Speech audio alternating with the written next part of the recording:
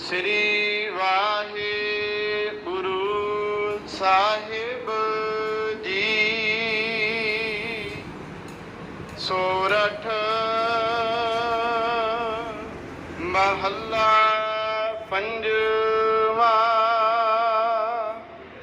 Car तीजा चौपदे।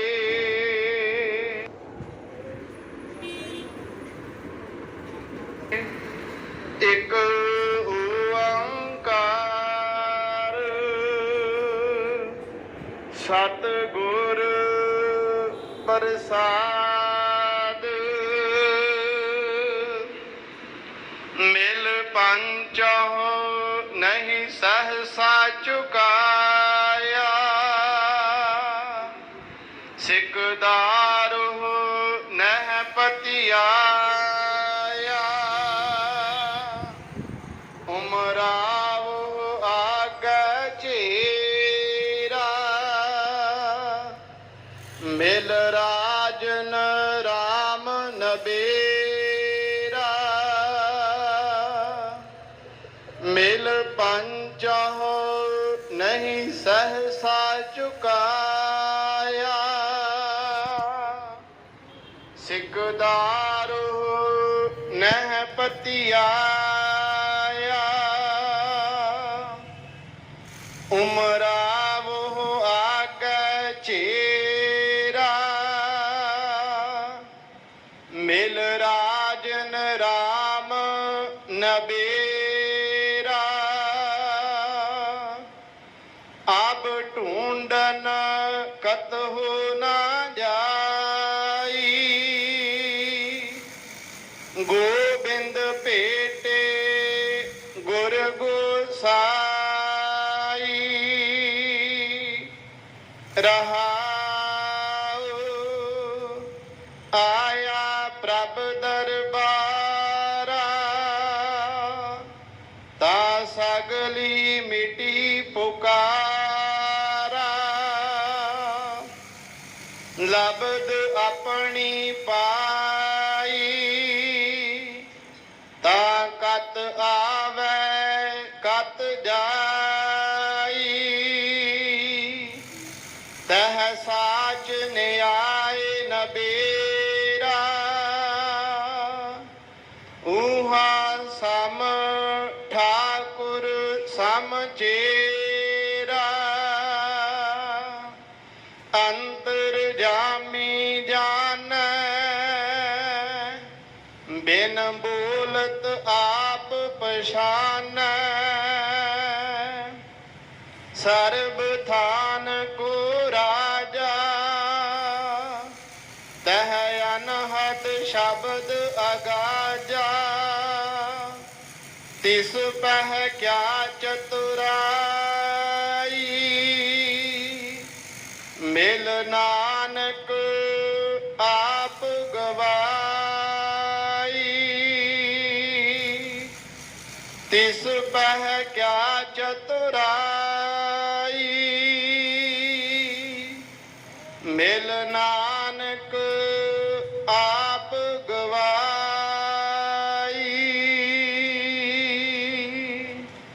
वाहिगुरु जी का खालसा वाहिगुरु जी की फतेह। परम सन्मान जोग गुरु रूप खालसा साध संगत जी। आप ਵੱਡਿਆਂ ਭਾਗਾਂ ਵਾਲੇ ਹੋ ਜਿਨ੍ਹਾਂ ਨੂੰ श्री गुरु रामदास साहिब सच्चे पातशाह जी के पवित्र अस्थान सचखंड श्री हरमंदर साहिब जी विखे दर्शन इशनान करन दा सुभाग प्राप्त होया है। श्री गुरु रामदास पातशाह जी के चरणों विच आप संगतां हाज़रीन हो। अकाल पुरख दे सरगुण स्वरूप श्री गुरु नानक देव महाराज जी के शब्दा अवतार श्री गुरु ग्रंथ साहिब सच्चे पातशाह सचखंड श्री हरमंदर साहिब जी विखे ਪ੍ਰਕਾਸ਼ਵਾਨ ਹੋ ਕੇ ਜੋ ਸ਼੍ਰੀ ਮੁਖਵਾਕ ਸਾਡੇ ਭਲੇ ਹਿੱਤ ਬਖਸ਼ਦੇ ਹਨ। ਆਓ ਉਸ ਪਵਿੱਤਰ ਫੁਰਮਾਨ ਦੀ ਕਥਾ ਵਿਚਾਰ ਸ਼੍ਰੀ ਗੁਰੂ ਅਰਜਨ ਦੇਵ ਮਹਾਰਾਜ ਜੀ ਦੇ ਪਵਿੱਤਰ ਸਥਾਨ ਗੁਰਦੁਆਰਾ ਦੀਵਾਨ ਹਾਲ ਮੰਜੀ ਸਾਹਿਬ ਵਿਖੇ ਸਰਵਣ ਕਰਨਾ ਕਰੋ ਜੀ। ਸਤਨਾਮ ਸ੍ਰੀ ਵਾਹਿਗੁਰੂ ਸਾਹਿਬ ਜੀ। ਸੋਰਠ ਮਹੱਲਾ ਪੰਜਵਾਂ। ਘਰ ਤੀਜਾ ਚੌਪਦੇ। ਇੱਕ ਓੰਕਾਰ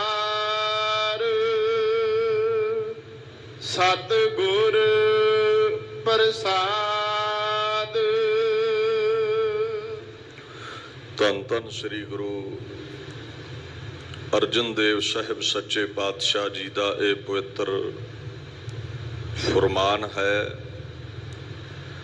ਸ਼੍ਰੀ ਗੁਰੂ ਗ੍ਰੰਥ ਸਾਹਿਬ ਜੀ ਦੇ ਵਿੱਚ 621 ਅੰਗ ਉੱਪਰ ਸੁਭਾਏਮਾਨ ਹੈ। ਰਾਗੀ ਸਿੰਘਾਂ ਲਈ ਤੀਜੇ ਘਰ ਸੁਰਤਾਲ ਵਿੱਚ ਗਾਉਣ ਦਾ ਹੁਕਮ ਹੈ। ਸੋਠ ਰਾਗ ਦੇ ਵਿੱਚ ਇਹ ਪਾਕ ਸ਼ਬਦ ਨਾ ਚੌਹਾਂ ਪਦਿਆਂ ਵਾਲੇ ਨੇ।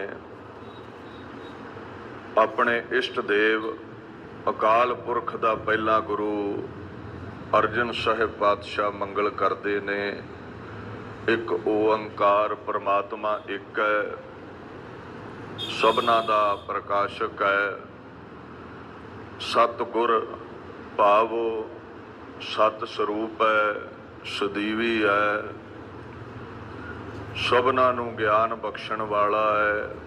ਗਿਆਨ ਬਖਸ਼ ਕਰਕੇ ਅਗਿਆਨ ਦਾ ਨਾਸ਼ ਕਰਤਾ ਹੈ। ਪ੍ਰਸਾਦ ਤੋਂ ਭਾਵ ਹੈ ਕਿਰਪਾਲੂ ਬੜਾ ਹੈ, ਦਇਆਵਾਨ ਬੜਾ ਹੈ, ਝੋਲੀਆਂ ਭਰਨ ਵਾਲਾ ਹੈ। ਦੂਸਰਾ ਭਾਵ ਹੈ ਉਹ ਜੋ ਇੱਕ ਪਰਮੇਸ਼ਵਰ ਹੈ। ਸਤਿਗੁਰ ਪ੍ਰਸਾਦ ਗੁਰੂ ਨਾਨਕ ਸਾਹਿਬ ਦਸੋਂ ਪਾਤਸ਼ਾਹੀਆਂ ਗੁਰੂ ਗ੍ਰੰਥ ਸਾਹਿਬ ਦੀ ਕਿਰਪਾ ਦੇ ਸਦਕਾ ਪ੍ਰਾਪਤ ਹੁੰਦਾ ਹੈ। ਮਿਲ ਪੰਚੋ ਨਹੀਂ ਸਹਸਾ ਚੁਕਾਇਆ। ਗੁਰੂ ਅਰਜਨ ਸਾਹਿਬ ਸੱਚੇ ਪਾਤਸ਼ਾਹ ਇੱਥੇ ਮਨੁੱਖੇ ਜਾਮੇ ਅੰਦਰ ਜੋ ਸਾਡੇ ਜੀਵਨ ਵਿੱਚ ਭਰਮ ਨੇ, ਵਹਿਮ ਨੇ, ਜੋ ਵਿਕਾਰਾਂ ਦਾ ਭੈ ਹੈ, ਜੋ ਅਗਿਆਨਤਾ ਹੈ, ਉਸ ਦੇ ਖਾਤਮੇ ਬਾਬਤ ਸਮਝਾਉਂਦੇ ਨੇ ਵੀ ਅਕਾਲ ਪੁਰਖ ਦਾ ਨਾਮ ਹੀ ਵਹਿਮਾਂ ਭਰਮਾਂ ਨੂੰ, ਵਿਕਾਰਾਂ ਨੂੰ, ਰੋਗਾਂ ਸੋਗਾਂ ਨੂੰ ਖਤਮ ਕਰਨ ਵਾਲਾ ਹੈ। ਮਹਾਰਾਜ ਕਹਿੰਦੇ ਇਹ ਜਿਹੜਾ ਵਿਕਾਰਾਂ ਦਾ ਭਰਮ ਹੈ, ਸਹਸਾ ਹੈ, ਇਹ ਜਿਹੜੀ ਵਿਕਾਰਾਂ ਦੀ ਚਿੰਤਾ ਹੈ, ਫਿਕਰ ਹੈ, ਦੁੱਖਾਂ ਵਿੱਚ ਜੀਵਨ ਜੋ ਡੁੱਬ ਰਿਹਾ ਹੈ, ਜੋ ਜੀਵਨ ਦੇ ਵਿੱਚ ਚਿੰਤਾਵਾਂ ਨੇ, ਡਿਪਰੈਸ਼ਨ ਹੈ, ਸੋ ਕਹਿੰਦੇ ਇਹਦੀ ਨਿਵਰਤੀ ਦੇ ਲਈ ਜਿਹੜੇ ਪੰਚ ਸਨ, ਪੰਚਾਂ ਤੋਂ ਭਾਵ ਹੈ ਜੋ ਮਨੁੱਖਤਾ ਵਿੱਚ ਮੁੱਖ ਹੁੰਦੇ ਨੇ, ਜੋ ਆਗੂ ਨੇ। ਜਿਵੇਂ ਆਪਾਂ ਪਿੰਡ ਵਿੱਚ ਕਹਿ ਦਿੰਦੇ ਨਾ ਵੀ ਇਹ ਪੰਚਾਇਤ ਵਿੱਚ ਆ 9 ਮੈਂਬਰ ਨੇ ਤੇ ਆ 10ਵਾਂ ਪੰਚ ਹੈ, ਆਗੂ ਹੈ, ਸਰਪੰਚ ਹੈ। ਸੋ ਬੜੇ ਬੜੇ ਵਿਦਵਾਨ ਪੁਰਸ਼ਾਂ ਕੋਲ ਵੀ ਇਹ ਜਗਿਆਸੂਆਂ ਨੇ, ਪਰਮੇਸ਼ਵਰ ਦੀ ਪ੍ਰਾਪਤੀ ਕਰਨ ਵਾਲਿਆਂ ਨੇ ਭੇਦ ਆਪਣੇ ਰੱਖੇ ਨੇ ਵੀ ਕਿਵੇਂ ਵਿਕਾਰਾਂ ਤੋਂ ਮੁਕਤੀ ਹੋ ਸਕਦੀ ਹੈ, ਕਿਵੇਂ ਚਿੰਤਾਵਾਂ ਮੁੱਕ ਸਕਦੀਆਂ ਨੇ। ਪਰ ਮਹਾਰਾਜ ਕਹਿੰਦੇ ਐਸੇ ਜਿਹੜੇ ਮੁਖੀ ਸੱਜਣ ਸਨ, ਪੰਡਤ ਜਨ ਸਨ, ਵਿਦਵਾਨ ਜਨ ਸਨ, ਉਹਨਾਂ ਨੇ ਵੀ ਵਿਕਾਰਾਂ ਤੋਂ ਬੰਦ ਖਲਾਸ ਨਹੀਂ ਕੀਤਾ। ਉਹਨਾਂ ਨੇ ਵੀ ਇਹ ਸ਼ੰਕਿਆਂ ਦੀ ਨਿਵਰਤੀ ਨਹੀਂ ਕੀਤੀ। ਸਿਕਦਾਰੋ ਨਹਿ ਪਤਿਆਇਆ। ਬੜੇ ਬੜੇ ਜਿਹੜੇ ਸਿਕਦਾਰ ਨੇ, ਭਾਵ ਸਰਦਾਰ ਨੇ, ਜਿਵੇਂ ਜੋਤਸ਼ੀ ਲੋਕ ਨੇ, ਲੋਕ ਆਪਣੇ ਰੋਗਾਂ ਸੋਗਾਂ ਦੀ ਨਿਵਰਤੀ ਲਈ ਉਹਨਾਂ ਕੋਲ ਵੀ ਜਾਂਦੇ ਨੇ, ਪਰ ਮਹਾਰਾਜ ਕਹਿੰਦੇ ਜਿਤਨਾ ਚਾਹੇ ਯਤਨ ਕਰ ਲਵੋ, ਅਤੇ ਆਇਆ ਦਾ ਭਾਵ ਹੈ ਫਿਰ ਵੀ ਤਸੱਲੀ ਨਹੀਂ ਮਿਲੇਗੀ। ਇਹ ਜੋਤਸ਼ੀ ਆਦਿਕ ਵੀ ਤੁਹਾਡੇ ਰੋਗ ਸੋਗ ਮਿਟਾ ਨਹੀਂ ਸਕਦੇ। ਜਗਿਆਸੂ ਦਾ ਮਨ ਭਤੀਜੇਗਾ ਨਹੀਂ, ਉਸਦੇ ਮਨ ਨੂੰ ਇਹ ਹੌਸਲਾ ਨਹੀਂ ਮਿਲੇਗਾ, ਤਸੱਲੀ ਨਹੀਂ ਮਿਲੇਗੀ ਵੀ ਸ਼ਾਇਦ ਇਹਨਾਂ ਦੀ ਸ਼ਰਨ ਵਿੱਚ ਬੰਦ ਖਲਾਸੀ ਹੋ ਜਾਵੇ। ਮਹਾਰਾਜ ਕਹਿੰਦੇ ਇਸ ਤਰ੍ਹਾਂ ਦਾ ਕੁਝ ਨਹੀਂ ਵਾਪਰਦਾ। ਉਮਰਾਵੋ ਆਗੇ ਚੇਰਾ। ਅੱਛਾ, ਹੁਣ ਉਮਰਾਵ ਹੁੰਦੇ ਆ ਜਿਹੜੇ ਮਨੁੱਖਤਾ ਦੇ ਵਿੱਚ ਰਈਸ ਨੇ, ਰਾਜੇ ਨੇ। ਹੁਣ ਧਾਰਮਿਕ ਦੁਨੀਆ ਦੇ ਵਿੱਚ ਆਪਾਂ ਵੱਡੇ ਕਿਹਨਾਂ ਨੂੰ ਕਹਿੰਦੇ ਆ? ਮਨੁੱਖਤਾ ਵਿੱਚ ਤੇ ਹੋ ਗਏ ਪੰਡਤ, ਉਹ ਤੇ ਹੋ ਗਏ ਚਲੋ ਸਿਕਦਾਰ, ਸਰਦਾਰ। ਉਹਨਾਂ ਤੋਂ ਅੱਗੇ ਜਿਹੜੇ ਦੇਵਤੇ ਨੇ, ਰਹਿਬਰ ਨੇ, ਕਹਿੰਦੇ ਬੜੇ ਬੜੇ ਦੇਵਤਿਆਂ ਦੇ ਅੱਗੇ ਵੀ ਇਹ ਮਨ ਦੇ ਭੇਦ ਰੱਖੇ ਨੇ, ਪਰ ਮਹਾਰਾਜ ਕਹਿੰਦੇ ਉਹਨਾਂ ਕੋਲੋਂ ਵੀ ਸੰਸਾ ਨਿਵਰਤ ਨਹੀਂ ਹੋਇਆ। ਉਹਨਾਂ ਕੋਲੋਂ ਵੀ ਸਾਡੀਆਂ ਚਿੰਤਾਵਾਂ ਦਾ ਖੁਰਾ ਖੋਜ ਨਹੀਂ ਮਿਟਿਆ। ਦੇਵਤਿਆਂ ਅੱਗੇ ਵੀ ਪੇਸ਼ ਹੋ ਕੇ ਦੇਖ ਲਿਆ ਹੈ। ਸੋ ਵਿਕਾਰਾਂ ਤੋਂ, ਰੋਗਾਂ ਸੋਗਾਂ ਤੋਂ ਖਲਾਸੀ ਨਹੀਂ ਮਿਲੀ, ਜੀਵਨ ਪਦਵੀ ਹਾਸਲ ਨਹੀਂ ਹੋਈ, ਨਿਜਾਤ 84 ਲੱਖ ਜੂਨ ਤੋਂ ਹਾਸਲ ਨਹੀਂ ਹੋਈ। ਮਿਲ ਰਾਜਨ ਰਾਮ ਨਬੇਰਾ। ਇਹ ਜਿਹੜੇ ਰਾਜਿਆਂ ਵਰਗੇ ਠਾਠ ਬਾਠ ਰੱਖਣ ਵਾਲੇ ਦੇਵਤੇ ਨੇ, ਉਹਨਾਂ ਦਾ ਵੀ ਜਿਹੜਾ ਰਾਜਾ ਹੈ, ਜੋ ਅਕਾਲ ਪੁਰਖ ਹੈ, ਪਰਮੇਸ਼ਵਰ ਹੈ, ਕਹਿੰਦੇ ਉਹੀ ਇਸ ਝਗੜੇ ਨੂੰ ਨਿਬੇੜ ਸਕਦਾ ਹੈ, ਉਹੀ ਸਾਨੂੰ ਵਿਕਾਰਾਂ ਪਾਸੋਂ ਰੱਖ ਸਕਦਾ ਹੈ, ਉਹੀ ਸਾਡੇ ਭਰਮ, ਵਹਿਮ, ਚਿੰਤਾਵਾਂ, ਰੋਗ ਸੋਗ ਮਿਟਾ ਸਕਦਾ ਹੈ। ਉਹਦੇ ਤੋਂ ਲਹਿਦਾ ਮਹਾਰਾਜ ਕਹਿੰਦੇ ਨੇ ਕਾਮ ਆਦਿਕ ਵੈਰੀਆਂ ਦਾ ਸੰਸਾ ਨਹੀਂ ਮੁੱਕੇਗਾ, ਡਰ ਨਹੀਂ ਮੁੱਕੇਗਾ। ਉਸ ਪਰਮੇਸ਼ਵਰ ਦੀ ਸ਼ਰਨ ਤੋਂ ਬਿਨਾ ਹੋਰ ਕਿਧਰੇ ਵੀ ਮੁਕਤੀ ਹਾਸਲ ਨਹੀਂ ਹੋ ਸਕਦੀ। ਅਬ ਢੂੰਡਨ ਕਤਹੁ ਨਾ ਜਾਈ। ਦੇਖੋ ਮਹਾਰਾਜ ਕਹਿੰਦੇ ਨੇ ਪਰਮਾਤਮਾ ਦਾ ਦਰ ਐਸਾ ਹੈ ਜਿਹੜਾ ਉਸ ਦੀ ਸ਼ਰਨ ਚਲਿਆ ਜਾਂਦਾ ਹੈ, ਜਿਸ ਨੂੰ ਉਹ ਸ਼ਰਨ ਦੇ ਵਿੱਚ ਰੱਖ ਲਵੇ, ਜਿਹਦੇ ਤੇ ਉਹ ਕਿਰਪਾ ਕਰ ਦਵੇ, ਫਿਰ ਕਹਿੰਦੇ ਉਸ ਦਰ ਨੂੰ ਛੱਡ ਕੇ ਹੋਰ ਕਿਸੇ ਵੀ ਮੁਰਸ਼ਦ ਦੀ ਖੋਜ ਵਿੱਚ ਨਹੀਂ ਨਿਕਲੀਦਾ, ਕਿਉਂਕਿ ਉੱਥੇ ਸਭ ਕੁਝ ਮਿਲ ਜਾਂਦਾ ਹੈ। ਮੰਗਣਾ ਮੁੱਕ ਜਾਂਦਾ, ਝੋਲੀਆਂ ਭਰ ਜਾਂਦੀਆਂ ਨੇ। ਫਿਰ ਕਿਸੇ ਵੀ ਮੁਖੀ ਜਨ ਨੂੰ, ਪੰਚ ਜਨ ਨੂੰ, ਸਤਪੁਰਸ਼ ਨੂੰ, ਦੈਵਿਕ ਤਾਕਤਾਂ ਦੇ ਮਾਲਕ ਨੂੰ ਲੱਭਣ ਦੀ ਲੋੜ ਨਹੀਂ ਹੈ। ਫਿਰ ਮਨ ਇੱਧਰ ਉੱਧਰ ਭਟਕਦਾ ਨਹੀਂ ਹੈ। ਉਸ ਸੱਚੇ ਦਰ ਤੇ ਜਦੋਂ ਚਲਿਆ ਜਾਂਦਾ ਹੈ, ਜਿਵੇਂ ਕਲਗੀਧਰ ਪਾਤਸ਼ਾਹ ਨੇ ਦਸਮ ਬਾਣੀ ਵਿੱਚ ਕਿਹਾ ਹੈ ਨਾ, ਪਾਏ ਗਹੇ ਜਬ ਤੇ ਤੁਮਰੇ ਤਬ ਤੇ ਕੋ ਆਂਖ ਤਰੇ ਨਹੀਂ ਆਨਿਓ, ਰਾਮ ਰਹੀਮ ਪੁਰਾਨ ਕੁਰਾਨ ਅਨੇਕ ਕਹੈ ਮਤ ਏਕ ਨਾ ਮਾਨਿਓ, ਸਿਮਰਤ ਸ਼ਾਸਤਰ ਵੇਦ ਸਭੈ ਬਹੁ ਭੇਦ ਕਹੈ ਹਮ ਏਕ ਨਾ ਜਾਣਿਓ, ਸ੍ਰੀ ਅਸਪਾਨ ਕਿਰਪਾ ਤੁਮਰੀ ਕਰ ਮੈਂ ਨਾ ਕਹਿਓ ਸਭ ਤੋਹੇ ਬਖਾਨਿਓ। ਗੁਰੂ ਗੋਬਿੰਦ ਸਿੰਘ ਪਾਤਸ਼ਾਹ ਕਹਿੰਦੇ ਐ, ਅਕਾਲ ਪੁਰਖ ਜਦੋਂ ਦੇ ਤੇਰੇ ਚਰਨ ਫੜੇ ਨੇ, ਹੋਰ ਕਿਸੇ ਦਰ ਉੱਤੇ ਝੁਕਣਾ ਤੇ ਦੂਰ, ਮੇਰੀ ਨਜ਼ਰ ਵੀ ਕਿਸੇ ਹੋਰ ਦਰ ਤੇ ਨਹੀਂ ਝੁਕੀ, ਸਿਰ ਤੇ ਕੀ ਝੁਕਾਉਣਾ ਹੈ ਮੈਂ। ਸੋ ਜਿਹੜਾ ਉਹਦੇ ਚਰਨ ਪਕੜ ਲੈਂਦਾ ਹੈ, ਉਹਦਾ ਦਰ ਦਾ ਹੋ ਜਾਂਦਾ ਹੈ, ਉਹਦਾ ਮੰਗਣਾ ਮੁੱਕ ਜਾਂਦਾ ਹੈ। ਉਹਨੂੰ ਫਿਰ ਇੱਧਰ ਉੱਧਰ ਭਟਕਣਾ ਨਹੀਂ ਪੈਂਦਾ, ਝੋਲੀ ਨਹੀਂ ਕਿਸੇ ਅੱਗੇ ਅੱਡਣੀ ਪੈਂਦੀ। ਗੋਬਿੰਦ ਭੇਟੇ ਗੁਰ ਗੋਸਾਈ। ਹੁਣ ਪਰਮੇਸ਼ਵਰ ਕਿਵੇਂ ਮਿਲਦਾ ਹੈ? ਕਹਿੰਦੇ ਜਦੋਂ ਪੂਰੇ ਗੁਰੂ ਮਿਲਦੇ ਨੇ। ਦੇਖੋ ਕਿਸੇ ਵੀ ਮੰਜ਼ਿਲ ਤੇ ਪਹੁੰਚਣਾ ਹੈ, ਮੀਲ ਪੱਥਰ ਚਾਹੀਦਾ ਹੈ। ਅਕਾਲ ਪੁਰਖ ਦੇ ਸਰਗੁਣ ਸਰੂਪ ਗੁਰੂ ਨਾਨਕ ਸਾਹਿਬ, ਗੁਰੂ ਰਾਮਦਾਸ, ਆਪ ਨਾਰਾਇਣ ਕਲਾਧਾਰ ਜਗ ਮੈਂ ਪਰਵਰਿਓ, ਐਸੇ ਜਦੋਂ ਪੂਰਨ ਗੁਰੂ ਮਿਲੇ ਨੇ, ਗੁਰੂ ਦੀ ਸ਼ਰਨ ਗ੍ਰਹਿਣ ਕੀਤੀ ਹੈ। ਗੁਰੂ ਸਾਹਿਬ ਨੇ ਆਪਣੇ ਨਿਰਗੁਣ ਸਰੂਪ ਪਰਮੇਸ਼ਵਰ ਦੇ ਦਿਦਾਰੇ ਵੀ ਕਰਵਾ ਦਿੱਤੇ ਨੇ। ਸੋ ਜਦੋਂ ਪੂਰਨ ਗੁਰੂ ਦੇ ਚਰਨ ਪਕੜ ਲਈਏ, ਪਰਮੇਸ਼ਵਰ ਦੀ ਪ੍ਰਾਪਤੀ ਹੋ ਜਾਵੇ, ਫਿਰ ਮਨ ਟਿਕਦਾ ਹੈ, ਮਨ ਦੀ ਭਟਕਣਾ ਮਿਟ ਜਾਂਦੀ ਹੈ। ਵੇਖੋ, ਜੇ ਕੋਈ ਇੱਛਾ ਅਧੂਰੀ ਰਹਿ ਜਾਵੇ ਗੁਰੂ ਦੇ ਦਰ ਤੇ, ਫਿਰ ਹੀ ਮਨ ਭਟਕੇਗਾ ਨਾ। ਕਹਿੰਦੇ ਸਰਬ ਇੱਛਾਵਾਂ ਦੀ ਉਹ ਪੂਰਤੀ ਕਰ ਦਿੰਦਾ ਹੈ, ਭਟਕਣਾ ਮੁੱਕ ਜਾਂਦੀ ਹੈ। ਅੱਗੇ ਵਿਸ਼ਰਾਮ ਦੇ ਕੇ ਫਰਮਾਉਂਦੇ ਹਨ, ਰਹਾਉ ਆਇਆ ਪ੍ਰਭ ਦਰਬਾਰਾ। ਕਹਿੰਦੇ ਜਦੋਂ ਤੋਂ ਮੈਂ ਪ੍ਰਭੂ ਦੇ ਦਰਬਾਰ ਵਿੱਚ ਆਇਆ ਹਾਂ, ਸਤ ਸੰਗਤ ਵਿੱਚ ਆਇਆ ਹਾਂ, ਜਿੱਥੇ ਪ੍ਰਭੂ ਦੀ ਉਸਤਤੀ ਚੱਲਦੀ ਰਹਿੰਦੀ ਹੈ, ਉਦੋਂ ਤੋਂ ਪਾਤਸ਼ਾਹ ਅੱਗੇ ਫਿਰ ਫੁਰਮਾਨ ਕਰਦੇ ਹਨ, ਤਾਂ ਸਗਲੀ ਮਿਟੀ ਪੁਕਾਰਾ। ਕਹਿੰਦੇ ਉਹਦੇ ਦਰ ਤੇ ਜਿਹੜਾ ਇਨਸਾਨ ਸਜਦਾ ਕਰਦਾ ਹੈ, ਸਿਰ ਝੁਕਾਉਂਦਾ ਹੈ, ਜਿਹੜਾ ਗੁਰੂ ਦੀ ਸੰਗਤ ਵਿੱਚ ਆ ਜਾਂਦਾ ਹੈ, ਉਹਦੇ ਜੀਵਨ ਦੇ ਵਿੱਚ ਜਿਤਨੇ ਵੀ ਸ਼ੰਕੇ ਨੇ, ਜਿਤਨੀਆਂ ਵੀ ਉਸ ਦੀਆਂ ਇੱਛਾਵਾਂ ਨੇ, ਮੰਗਾਂ ਨੇ, ਜਿਤਨੀ ਵੀ ਉਹ ਪੁਕਾਰ ਕਰਦਾ ਸੀ ਹੋਰਾਂ ਦਰਾਂ ਤੇ ਜਾ ਕੇ, ਉਹ ਮਿਟ ਗਈ। ਹੁਣ ਉਹ ਕਿਧਰੇ ਜਾ ਕੇ ਝੋਲੀ ਨਹੀਂ ਅੱਡਦਾ, ਉਹ ਕੋਈ ਪੁਕਾਰ ਨਹੀਂ ਕਰਦਾ, ਉਹਨੂੰ ਕੋਈ ਸ਼ਿਕਾਇਤ ਨਹੀਂ ਰਹੀ ਜੀਵਨ 'ਚ। ਸਭ ਕੁਝ ਝਗੜੇ, ਇਹ ਸੰਸੇ, ਇਹ ਰੋਗ, ਇਹ ਸੋਗ, ਸਭ ਮਹਾਰਾਜ ਕਹਿੰਦੇ ਨੇ ਮੁੱਕ ਗਏ ਨੇ। ਗੁਰੂ ਦਾ ਦਰ ਐਸਾ ਹੈ, ਲਬਦ ਆਪਣੀ ਪਾਈ। ਲਬਦ ਦਾ ਭਾਵ ਇੱਕ ਤੇ ਇਹ ਹੈ, ਜੋ ਲੱਭ ਰਹੇ ਸੀ ਉਹ ਮਿਲ ਗਿਆ,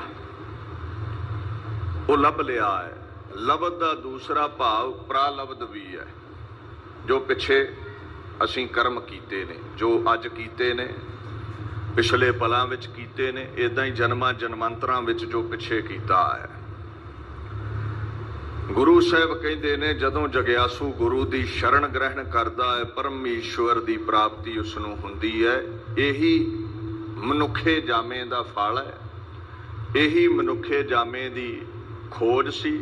ਜਦੋਂ ਹਾਸਲ ਹੋ ਗਿਆ, ਜਦੋਂ ਪ੍ਰਾਪਤ ਹੋ ਗਿਆ, ਜੋ ਸਾਡਾ ਸਵਰੂਪ ਵੀ ਹੈ, ਸਾਡੇ ਅੰਦਰ ਜੋਤ ਬਣ ਕੇ ਵੀ ਸਮਾਇਆ ਹੈ।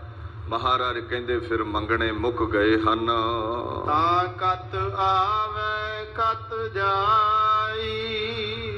ਜਿਹੜਾ ਮਨ ਕਦੇ ਇੱਧਰ ਉੱਧਰ ਦੌੜਦਾ ਸੀ ਨਾ, ਹੁਣ ਕਿਧਰੇ ਨਹੀਂ ਜਾਂਦਾ, ਕਿਉਂਕਿ ਪਰਮਾਤਮਾ ਇਸ ਵਿੱਚ ਪ੍ਰਗਟ ਹੈ, ਜਿਸ ਕਾਰਨ ਇਸ ਦੀ ਭਟਕਣਾ ਮੁੱਕ ਗਈ ਹੈ। ਹੁਣ ਵਿਕਾਰਾਂ ਦੇ ਢਾਏ ਨਹੀਂ ਚੜਦਾ ਮਨ। ਅੱਗੇ ਵਿਕਾਰਾਂ ਵਿੱਚ ਇੱਧਰ ਉੱਧਰ ਦੌੜਦਾ ਸੀ, ਪਰਮਾਤਮਾ ਦੀ ਕਿਰਪਾ ਦੇ ਸਦਕਾ ਟਿਕ ਗਿਆ ਹੈ।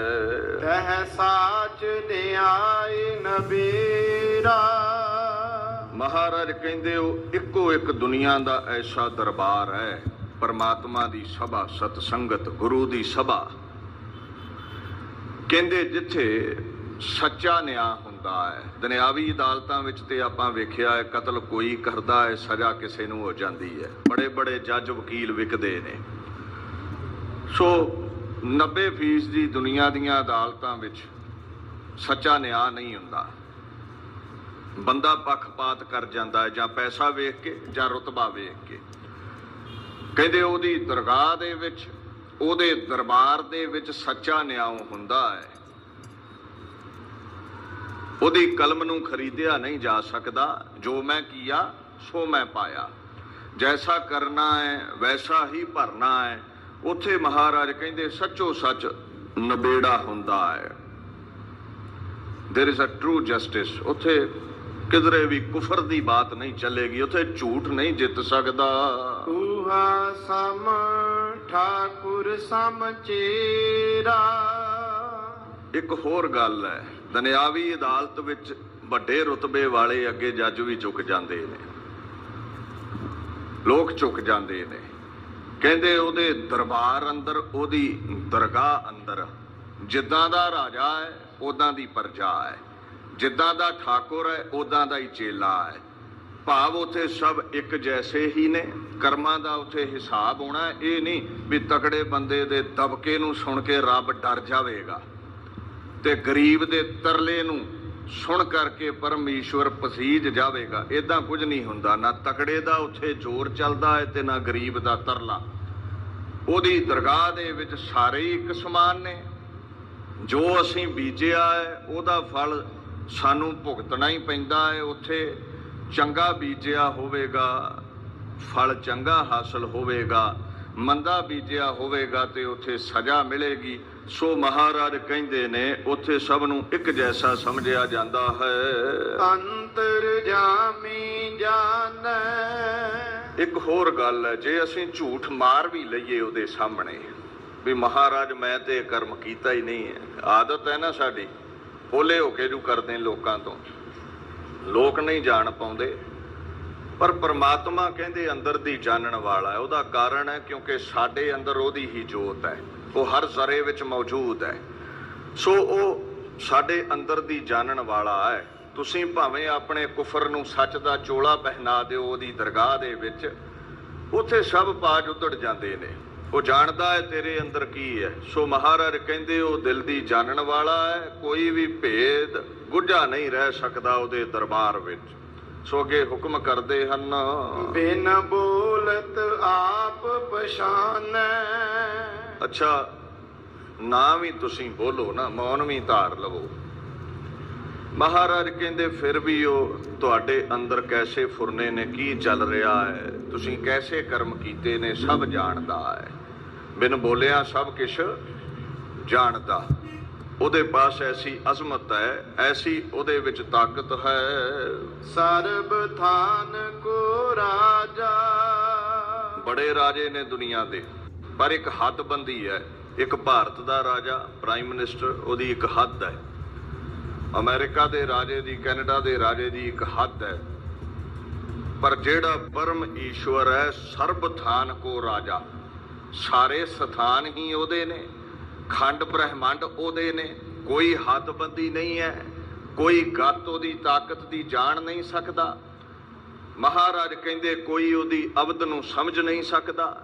ਸਾਰੀ ਦੁਨੀਆ ਦਾ ਉਹੀ ਰਾਜਾ ਹੈ, ਉਹੀ ਦੁਨੀਆ ਦਾ ਮਾਲਕ ਹੈ, ਰਾਜਿਆਂ ਦਾ ਵੀ ਉਹ ਰਾਜਾ ਹੈ। ਕਹਿ ਅਨਹਦ ਸ਼ਬਦ ਅਗਾਜਾ। ਜਿਹਦੇ ਅੰਦਰ ਉਹ ਪ੍ਰਗਟ ਹੋ ਜਾਵੇ, ਜਿਹੜੇ ਉਹਦੇ ਕੀਰਤੀ ਗਾਉਣ ਵਾਲੇ ਦਰਬਾਰ ਦੇ ਵਿੱਚ ਸਤ ਸੰਗਤ ਵਿੱਚ ਬੈਠ ਜਾਂਦੇ ਨੇ, ਜਿਹੜੇ ਉਹਦੇ ਗੀਤ ਗਾਉਂਦੇ ਨੇ ਨਾ, ਗਾਉਂਦਿਆਂ ਗਾਉਂਦਿਆਂ ਕੀਰਤੀ ਕਰਦਿਆਂ ਕਰਦਿਆਂ ਉਹਨਾਂ ਦੇ ਹਰ ਰੋਮ ਚੋਂ ਨਾਮ ਚੱਲ ਪੈਂਦਾ ਹੈ। ਸੋ ਮਹਾਰਾਜ ਪਾਤਸ਼ਾਹ ਕਹਿੰਦੇ ਨੇ ਅਨਹਦ ਸ਼ਬਦ ਫਿਰ ਉਹਨਾਂ ਦੇ ਅੰਦਰੋਂ ਪ੍ਰਗਟ ਹੋ ਜਾਂਦੇ ਨੇ। ਹੁਣ ਦੇਖੋ, ਤੁਸੀਂ ਕਿਸੇ ਜਗ੍ਹਾ ਤੇ ਘਿਓ ਰੱਖ ਦਿਓ, ਅੱਜ ਭਲਕੀ ਉਠਾ ਲਵੋ ਤੇ ਠੰਡਾਈ ਨਹੀਂ ਹੋਵੇਗੀ, ਤੇ ਉਹ 6-7 ਮਹੀਨੇ ਪਿਆ ਰਵੇ ਤੇ ਉਹ ਜਗ੍ਹਾ ਠੰਡੀ ਹੋ ਜਾਂਦੀ ਹੈ। ਸੋ ਜਿੱਥੇ ਨਾਮ ਚੱਲਦਾ ਰਹਿੰਦਾ ਹੈ ਉੱਥੇ ਇੱਕ ਰਸ ਮਹਾਰਾਜ ਕਹਿੰਦੇ ਨੇ ਨਾਮ ਐਸਾ ਪ੍ਰਗਟ ਹੁੰਦਾ ਹੈ। ਤੁਸੀਂ ਸੁੱਤੇ ਹੋ, ਤੁਸੀਂ ਜਾਗਦੇ ਹੋ, ਗਲੂਆ ਬੰਦ ਪਿਆ ਹੈ, ਜ਼ੁਬਾਨ ਨਹੀਂ ਵੀ ਚੱਲਦੀ ਤੇ ਤੁਹਾਡੇ ਹਰ ਰੋਮ ਚੋਂ ਨਾਮ ਚੱਲੇਗਾ। ਗੁਰਮੁਖ ਰੋਮ ਰੋਮਾਰ ਧਿਆਵੈ। ਸੋ ਜਿਨ੍ਹਾਂ ਦੇ ਅੰਦਰ ਮਹਾਨ ਰਾਜਾ ਅਕਾਲ ਪੁਰਖ ਪ੍ਰਗਟ ਹੈ, ਉਹਨਾਂ ਦੇ ਅੰਦਰ ਅਨਹਦ ਸ਼ਬਦ ਚੱਲਦੇ ਹੀ ਰਹਿੰਦੇ ਹਨ। ਤਿਸ ਪਹਿ ਕਿਆ ਚਤੁਰਾਈ। ਉਹਦੇ ਦਰ ਤੇ ਕੋਈ ਚਲਾਕੀ ਨਹੀਂ ਚੱਲਦੀ। ਦੁਨਿਆਵੀ ਚਤੁਰਾਈਆਂ ਉਹਦੇ ਦਰ ਤੇ ਕੰਮ ਨਹੀਂ ਆਉਂਦੀਆਂ। ਦੁਨੀਆ ਨੂੰ ਬੜਾ ਠੱਗ ਲੈਂਦੇ ਅਸੀਂ, ਉਹ ਨਹੀਂ ਠੱਗਿਆ ਜਾਂਦਾ, ਹਿਸਾਬ ਬਰਾਬਰ ਕਰਦਾ ਹੈ। ਮਿਲ ਨਾਨਕ ਆਪ ਗਵਾਈ। ਚਤੁਰਾਈਆਂ ਦਾ ਹੰਕਾਰ, ਰੁਤਬੇ ਦਾ ਹੰਕਾਰ, ਜਾਤ ਪਾਤ ਦਾ ਹੰਕਾਰ, ਇਹ ਫਿਰ ਹੀ ਮਿਟੇਗਾ ਅਗਰ ਪਰਮੇਸ਼ਵਰ ਦੀ ਕਿਰਪਾ ਹੋਵੇਗੀ। ਤੇ ਜਿਨ੍ਹਾਂ ਨੂੰ ਪਰਮਾਤਮਾ ਮਿਲ ਪੈਂਦਾ ਹੈ, ਜਿਹੜੇ ਪਰਮੇਸ਼ਵਰ ਤਾਈਂ ਪਹੁੰਚ ਜਾਂਦੇ ਨੇ, ਉਹਨਾਂ ਦਾ ਹੰਕਾਰ ਮਿਟਦਾ ਹੈ, ਉਹਨਾਂ ਦੇ ਰੋਗ ਮਿਟਦੇ ਨੇ, ਸੰਸੇ ਮਿਟਦੇ ਨੇ, ਸ਼ੱਕ ਮਿਟਦੇ ਨੇ, ਭਰਮ ਮਿਟਦੇ ਨੇ, ਚਿੰਤਾਵਾਂ ਮਿਟਦੀਆਂ ਨੇ, ਡਿਪਰੈਸ਼ਨ ਮੁੱਕ ਜਾਂਦਾ ਹੈ। ਸੋ ਅਕਾਲ ਪੁਰਖ ਦੀ ਸ਼ਰਨ ਆ ਕੇ ਸੁੱਖਾਂ ਦੀ ਪ੍ਰਾਪਤੀ ਹੈ, ਦੁੱਖ ਖਤਮ ਹੋ ਜਾਂਦੇ ਨੇ। ਗੁਰੂ ਅਰਜਨ ਸਾਹਿਬ ਇਹ ਹੁਕਮ ਕਰਦੇ ਨੇ ਅਕਾਲ ਪੁਰਖ ਦੀ ਸ਼ਰਨ ਪੈਣਾ ਕਰੋ। ਸੋ ਇੱਥੇ ਦਾਸ ਪਾਕ ਸ੍ਰੀ ਗੁਰੂ ਗ੍ਰੰਥ ਸਾਹਿਬ ਦੇ ਫਰਮਾਨ ਦੀ ਵਿਆਖਿਆ ਦੀ ਸਮਾਪਤੀ ਕਰਦਾ ਹੈ। ਗੁਰੂ ਅਰਜਨ ਸਾਹਿਬ ਪਾਤਸ਼ਾਹ ਜਿਨ੍ਹਾਂ ਦਾ ਇਹ ਪਾਕ ਫੁਰਮਾਨ ਹੈ, ਅੱਜ ਉਹਨਾਂ ਦਾ ਸ਼ਹੀਦੀ ਦਿਹਾੜਾ ਵੀ ਹੈ। ਆਓ ਬਾਪੂ ਦੇ ਅਗੰਮੀ ਇਤਿਹਾਸ ਨਾਲ ਜੁੜੀਏ, ਸਾਡਾ ਇਹ ਜੀਵਨ ਸਫਲਾ ਹੋ ਸਕੇ। ਗੁਰੂ ਗ੍ਰੰਥ ਸਾਹਿਬ ਕਹਿੰਦੇ ਗੁਰੂ ਅਰਜਨ ਸਾਹਿਬ ਮਾਮੂਲੀ ਇਨਸਾਨ ਨਹੀਂ ਸਨ, ਤੁਹਾਡੇ ਮੇਰੇ ਵਰਗੇ ਆਮ ਇਨਸਾਨ ਨਹੀਂ ਸਨ। ਅਸੰਭਵ ਉਦਵਿਓ ਪੁਰਖ ਪੂਰਨ ਵਿਧਾਤੋ। ਮਹਾਰਾਜ ਫਿਰ ਕੌਣ ਨੇ ਗੁਰੂ ਅਰਜਨ ਸਾਹਿਬ? ਕਹਿੰਦੇ ਗੁਰੂ ਅਰਜਨ ਸਾਹਿਬ ਉਹ ਹੈ ਜਿਹੜਾ ਪਰਮੇਸ਼ਵਰ ਲੋਕਾਂ ਵਿੱਚ ਪ੍ਰਚਲਿਤ ਹੈ ਵੀ ਅਜਨਮਾ ਹੈ, ਜੰਮਦਾ ਨਹੀਂ ਹੈ। ਜਿਹੜਾ ਪਰਮਾਤਮਾ ਪੂਰਨ ਹੈ, ਹਰ ਜ਼ਰੇ ਵਿੱਚ ਸੁਭਾਏਮਾਨ ਹੈ, ਦੁਨੀਆ ਦਾ ਸਿਰਜਣਹਾਰ ਹੈ, ਉਹੀ ਆਪਣੀ ਅਜ਼ਮਤ ਲੈ ਕੇ ਗੁਰੂ ਅਰਜਨ ਸਾਹਿਬ ਦੇ ਰੂਪ ਦੇ ਵਿੱਚ ਪ੍ਰਗਟ ਹੋਇਆ ਹੈ, ਉਦੇ ਹੋਇਆ ਹੈ, ਦੁਨੀਆ ਦੇ ਉੱਤੇ ਉਸ ਦਾ ਆਗਾਜ਼ ਹੋਇਆ ਹੈ। ਹੁਣ ਭੱਟ ਸਾਹਿਬਾਨ ਸੁਲਝੇ ਨੇ, ਵੱਡੇ ਮਹਾਪੁਰਸ਼ ਨੇ, ਉਹ ਜਾਣਦੇ ਨੇ। ਕਈ ਵਾਰ ਫਿਰ ਬੰਦਾ ਸ਼ੰਕਾ ਕਰ ਲੈਂਦਾ ਹੈ ਵੀ ਸ਼ਾਇਦ ਗੁਰੂ ਅਰਜਨ ਸਾਹਿਬ ਆਮ ਇਨਸਾਨ ਹੋਣ। ਉਹ ਹੋਰ ਪ੍ਰੋੜਤਾ ਕਰਦੇ ਹੋਏ ਅੱਗੇ ਕਹਿੰਦੇ ਨੇ ਵੀ ਭਲਿਓ ਗੁਰੂ ਅਰਜਨ ਸਾਹਿਬ ਨੂੰ ਰੱਬ ਵਰਗਾ ਵੀ ਨਹੀਂ ਕਹਿਣਾ, ਇਹ ਵੀ ਗੁਨਾਹ ਹੈ। ਰੱਬ ਵਰਗੇ ਵੀ ਬੜੇ ਮਹਾਪੁਰਸ਼ ਹੋਏ ਨੇ। ਕੋਈ ਸੱਚ ਬੋਲਦਾ, ਤੁਸੀਂ ਕਹਿੰਦੇ ਜੀ ਰੱਬ ਵਰਗਾ ਹੈ। ਸੰਤੋਖੀ ਹੈ ਕੋਈ, ਤੁਸੀਂ ਕਹਿੰਦੇ ਜੀ ਰੱਬ ਵਰਗਾ ਹੈ। ਦਇਆਵਾਨ ਹੈ, ਤੁਸੀਂ ਕਹਿੰਦੇ ਉਹ ਰੱਬ ਵਰਗਾ ਹੈ। ਕਹਿੰਦੇ ਨਹੀਂ, ਧਰਨ ਗਗਨ ਨਵ ਖੰਡ ਮਹਿ ਜੋਤ ਸਵਾਰੂਪੀ ਰਹਿਓ ਪਰ ਭਨ ਮਥੁਰਾ ਕਛ ਭੇਦ ਨਹੀਂ ਗੁਰ ਅਰਜਨ ਪ੍ਰਤੱਖ ਹਰ। ਗੁਰੂ ਅਰਜਨ ਸਾਹਿਬ ਰੱਬ ਵਰਗੇ ਨਹੀਂ, ਗੁਰੂ ਅਰਜਨ ਹੀ ਰੱਬ ਹੈ। ਗੁਰੂ ਅਰਜਨ ਸਾਹਿਬ ਹੀ ਪਰਮੇਸ਼ਵਰ ਨੇ। ਗੁਰੂ ਅਰਜਨ ਸਾਹਿਬ ਚੋਲਾ ਹੈ, ਅਕਾਲ ਪੁਰਖ ਜੋਤ ਹੈ। ਸੋ ਭੱਟ ਸਾਹਿਬਾਨ ਕਹਿੰਦੇ ਨੇ ਇਹ ਭੁਲੇਖਾ ਨਾ ਖਾ ਜਿਓ ਵੀ ਉਹ ਤੁਹਾਡੇ ਵਰਗੇ ਨੇ ਜਾਂ ਸਾਡੇ ਵਰਗੇ ਨੇ। ਸੋ ਕੁੱਲ ਕਾਇਨਾਤ ਦੇ ਮਾਲਕ ਗੁਰੂ ਅਰਜਨ ਸਾਹਿਬ ਸੱਚੇ ਪਾਤਸ਼ਾਹ ਐਸੀ ਬੁਲੰਦ ਹਸਤੀ ਦੇ ਮਾਲਕ ਨੇ। ਆਪਣੇ ਜੀਵਨ ਕਾਲ ਦੇ ਵਿੱਚ ਸਾਡੀ ਝੋਲੀ ਅਕਾਲ ਪੁਰਖ ਦੇ ਪਾਕ ਬੋਲ ਪਾਉਣੇ ਕੀਤੇ ਗੁਰੂ ਗ੍ਰੰਥ ਸਾਹਿਬ ਦੇ ਰੂਪ ਵਿੱਚ।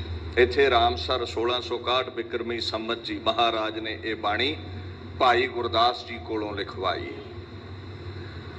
ਇਹ ਪਾਕ ਹਰਮੰਦਰ ਸਾਹਿਬ ਦਾ ਸਥਾਨ ਮਹਾਰਾਜ ਨੇ ਸਾਡੀ ਝੋਲੀ ਪਾਇਆ, ਜਿਹਦੇ ਬਾਰੇ ਬਾਣੀ ਕਹਿੰਦੀ ਹੈ ਡਿਠਾ ਸਭੈ ਤਾਵ ਨਹੀਂ ਤੁਧ ਜਿਹਿਆ।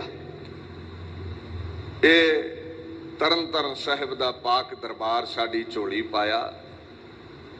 ਦੁਨੀਆ ਦੇ ਵਿੱਚ ਬੜੀਆਂ ਕੁਰੀਤੀਆਂ ਚੱਲ ਰਹੀਆਂ ਸਨ, ਉਹਨਾਂ ਦਾ ਖੁਰਾ ਖੋਜ ਮਿਟਾਇਆ। ਗੁਰੂ ਨਾਨਕ ਸਾਹਿਬ ਦੇ ਅਗੰਮੀ ਤਖਤ ਦੇ 95ਵੇਂ ਵਾਰਸ ਔਰ ਉਸ ਖੁਦ ਖੁਦਾ ਦੇ ਰੂਪ ਗੁਰੂ ਅਰਜਨ ਸਾਹਿਬ, ਜਿਹੜਾ ਪਹਿਲਾਂ ਗੁਰੂ ਰਾਮਦਾਸ ਮਹਾਰਾਜ ਦੇ ਰੂਪ ਚ ਮੌਜੂਦ ਹੈ। ਪੁੱਛਿਓ ਬਾਣੀ ਨੂੰ ਗੁਰੂ ਰਾਮਦਾਸ ਕੌਣ ਹੈ? ਪਤਾ ਕੀ ਕਹਿੰਦੇ ਨੇ? ਗੁਰੂ ਗ੍ਰੰਥ ਸਾਹਿਬ ਪਾਤਸ਼ਾਹ ਕਹਿੰਦੇ ਨੇ ਪੂਰੀ ਹੋਈ ਕਰਾਮਾਤ ਆਪ ਸਿਰਜਣਹਾਰ ਹੈ ਧਾਰਿਆ। ਇਹ ਉਹ ਵੀ ਧਿਆਨ ਨਾਲ ਸੁਣਨ, ਸ਼ਰਵਣਾ ਨੂੰ ਖੋਲ ਕੇ, ਜਿਹੜੇ ਕਹਿੰਦੇ ਸਿੱਖੀ ਵਿੱਚ ਕਰਾਮਾਤ ਹੈ ਨਹੀਂ ਹੈ। ਇਹ ਸੁਣੀਆਂ ਸੁਣਾਈਆਂ ਗੱਲਾਂ ਨੇ। ਐਸ ਗਿਆਨੀ ਨੇ ਕਹਿਤਾ ਜੀ ਕਰਾਮਾਤ ਹੈ ਨਹੀਂ, ਐਸ ਗਿਆਨੀ ਨੇ ਕਹਿ ਦਿੱਤਾ। ਮੈਂ ਪੁੱਛਿਆ ਵੀ ਲਿਖਿਆ ਕਿੱਥੇ ਹੈ ਬਾਣੀ ਵਿੱਚ ਕਰਾਮਾਤ ਹੈ ਨਹੀਂ ਹੈ? ਫਿਰ ਕੁਝ ਨਹੀਂ ਲੱਭਦਾ ਇਹਨਾਂ ਨੂੰ। ਰੱਬ ਦਾ ਵਾਸਤਾ ਹੀ ਕੁਫਰ ਨਾ ਤੋਲਿਆ ਕਰ, ਸਿੱਖੀ ਖਲੋਤੀ ਹੀ ਕਰਾਮਾਤ ਦੇ ਸਿਰ ਤੇ ਹੈ। ਆ ਜਿਹੜਾ ਦਿਹਾੜਾ ਅੱਜ ਆਪਾਂ ਮਨਾ ਰਹੇ ਆ, ਇਹਦੋਂ ਵੱਡੀ ਕਿਹੜੀ ਕਰਾਮਾਤ ਹੈ? ਤਤੀ ਤਵੀ ਤੇ ਬਹਿ ਕੇ ਵੀ ਸਾਡਾ ਬਾਪੂ ਗੁਰੂ ਅਰਜਨ ਠੰਡਾ ਰਹਿੰਦਾ ਹੈ।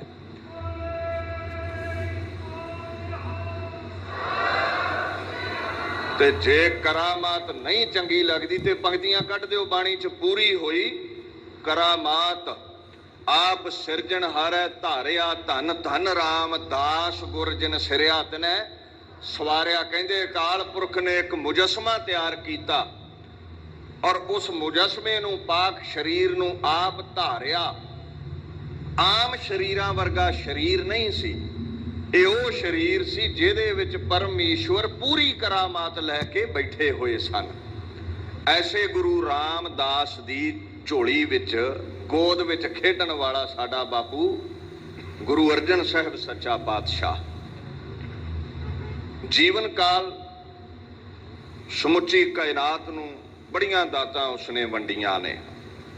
ਫਿਰ ਉਹਨੇ ਮਹਾਨ ਸ਼ਹਾਦਤ ਦੀ ਅਵਧੀ ਨੂੰ ਵੀ ਮਾਣਿਆ ਹੈ।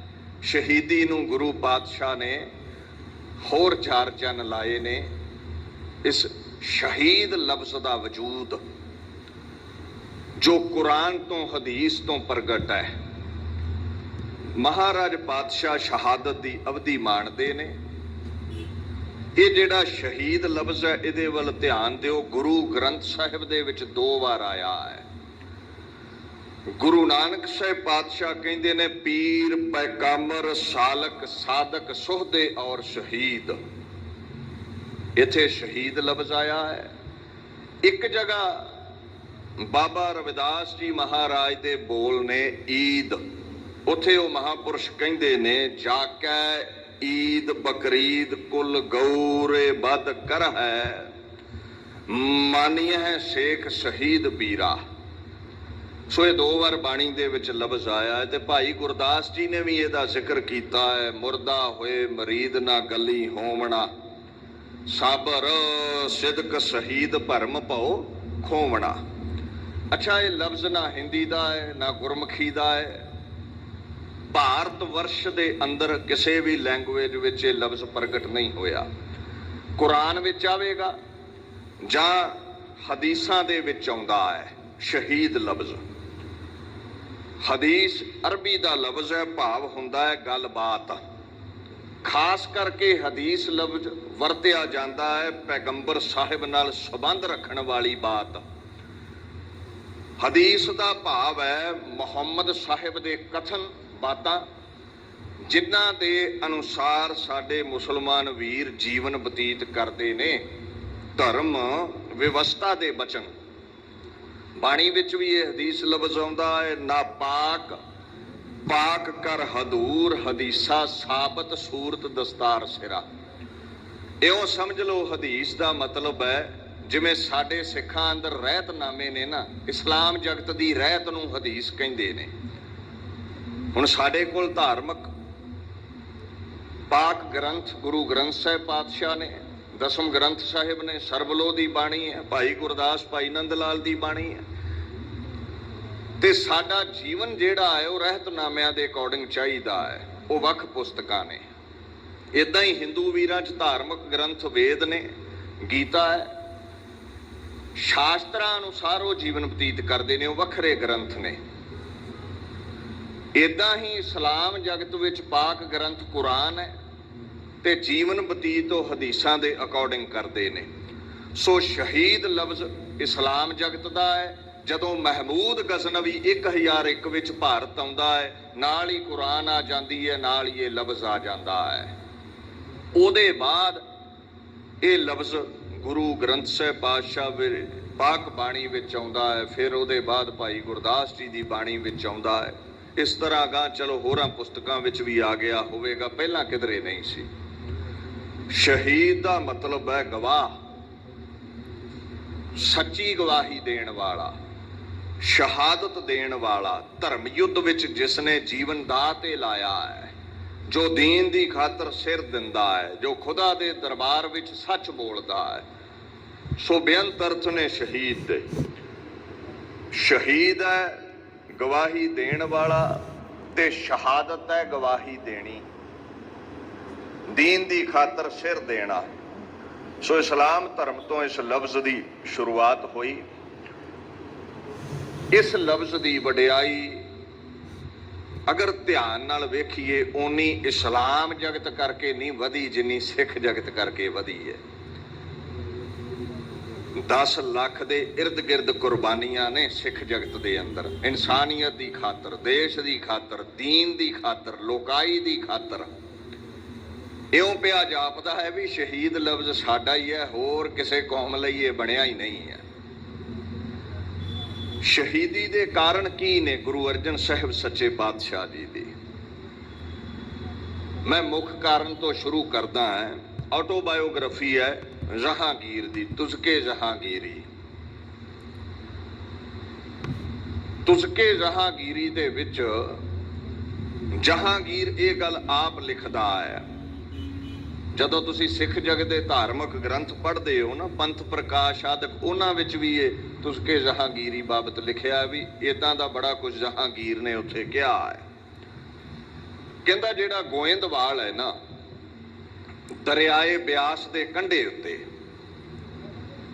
ਉਸ ਸ਼ਹਿਰ ਦੇ ਵਿੱਚ ਇੱਕ ਅਰਜਨ ਨਾਮੀ ਹਿੰਦੂ ਰਹਿੰਦਾ ਹੈ। ਉਹਦੇ ਬੋਲ ਨੇ ਇਹ, ਉੱਥੇ ਇਸ ਦੀ ਰਿਹਾਇਸ਼ ਹੈ। ਪੀਰ ਤੇ ਸ਼ੈਖੀ ਦੇ ਭੇਸ ਵਿੱਚ ਰਹਿੰਦਾ ਹੈ। ਪੀਰ ਅਖਵਾਉਂਦਾ ਹੈ, ਗੁਰੂ ਅਖਵਾਉਂਦਾ ਹੈ। ਸਿੱਧੇ ਸਾਦੇ ਹਿੰਦੂ ਇਹਦੇ ਪਿੱਛੇ ਲੱਗੇ ਹੋਏ ਨੇ, ਮੂਰਖ ਬਣੇ ਹੋਏ ਨੇ। ਇੱਥੇ ਹੀ ਬਸ ਨਹੀਂ,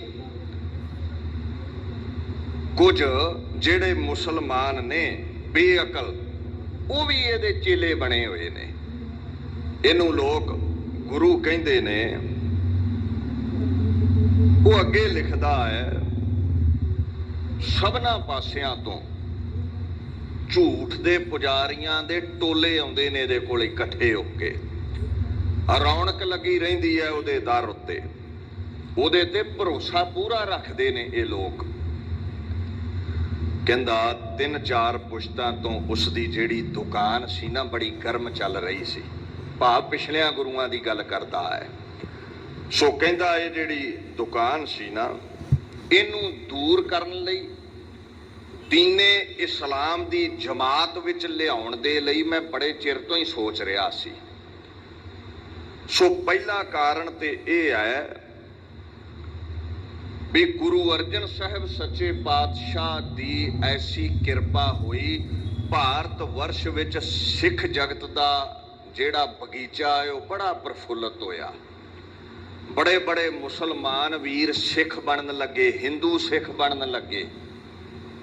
ਹੁਣ ਜਿਹੜੇ ਬੜੇ ਕੱਟੜ ਇਸਲਾਮ ਦੇ ਧਾਰਨੀ ਨੇ ਜਾਂ ਪੈਰੋਕਾਰ ਸਨ, ਪ੍ਰਚਾਰਕ ਸਨ, ਉਹਨਾਂ ਜਹਾਂਗੀਰ ਦੇ ਬੜੇ ਕੰਨ ਭਰੇ ਵੀ ਇਸਲਾਮ ਨੂੰ ਖਤਰਾ ਹੈ ਗੁਰੂ ਅਰਜਨ ਤੋਂ, ਇਹਦਾ ਖੁਰਾ ਖੋਜ ਮਿਟਾ ਦੇਣਾ ਚਾਹੀਦਾ ਹੈ। ਸੋ ਐਸੇ ਲੋਕ ਉਹਦੇ ਕੰਨ ਭਰਦੇ ਰਹਿੰਦੇ ਸਨ। ਇਹ ਮੁੱਖ ਕਾਰਨ ਹੈ। ਸਿੱਖੀ ਦੀ ਚੜ੍ਹਦੀ ਕਲਾ ਨਾ ਚਰੀ ਗਈ ਜਹਾਂਗੀਰ ਦੇ ਕੋਲੋਂ। ਉਹਨੂੰ ਇੱਕ ਬਹਾਨਾ ਮਿਲਦਾ ਹੈ। ਉਹ ਤੁਸਕੇ ਜਹਾਂਗੀਰੀ ਵਿੱਚ ਲਿਖਦਾ ਹੈ ਵੀ ਉਹਨਾਂ ਦਿਨਾਂ ਵਿੱਚ ਨਾ, ਕਹਿੰਦਾ ਮੇਰਾ ਜਿਹੜਾ ਸ਼ਹਿਜ਼ਾਦਾ ਖੁਸਰੋ ਹੈ, ਉਹਨੇ ਤਖਤ ਮੱਲਣ ਦੇ ਲਈ ਮੇਰੇ ਉਲਟ ਬਗਾਵਤ ਕੀਤੀ ਸੀ। ਕਹਿੰਦਾ ਉਹ ਭੱਜਦਾ ਹੋਇਆ, ਦੌੜਦਾ ਹੋਇਆ ਜਦੋਂ ਇੱਥੋਂ ਲੰਘਿਆ ਨਾ ਗੋਇੰਦਵਾਲ ਤੋਂ, ਉਹ ਗੁਰੂ ਅਰਜਨ ਸਾਹਿਬ ਨੂੰ ਮਿਲਦਾ ਹੈ। ਤੇ ਜੋ ਮੇਰੇ ਕੰਨੀ ਖਬਰ ਪਈ ਹੈ, ਗੁਰੂ ਅਰਜਨ ਨੇ ਉਹਦੇ ਮੱਥੇ ਤੇ ਕੇਸਰ ਦਾ ਟਿੱਕਾ ਲਾਇਆ, ਤਿਲਕ ਲਾਉਣਾ ਕੀਤਾ ਹੈ,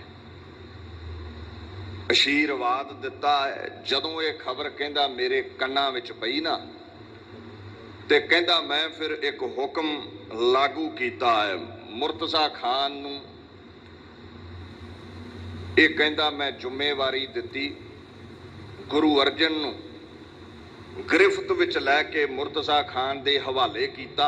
ਮੈਂ ਹੁਕਮ ਕੀਤਾ ਇਹਦੇ ਪਰਿਵਾਰ ਨੂੰ ਬੰਦੀ ਬਣਾ ਲਿਆ ਜਾਵੇ, ਇਹਦੀ ਜਾਇਦਾਦ ਜ਼ਬਤ ਕਰ ਲਈ ਜਾਵੇ, ਇਹਨੂੰ ਮੌਤ ਦੀ ਸਜ਼ਾ ਦਿੱਤੀ ਜਾਵੇ। ਸੋ ਮੁੱਖ ਕਾਰਨ ਤੇ ਹੈ ਇਹ।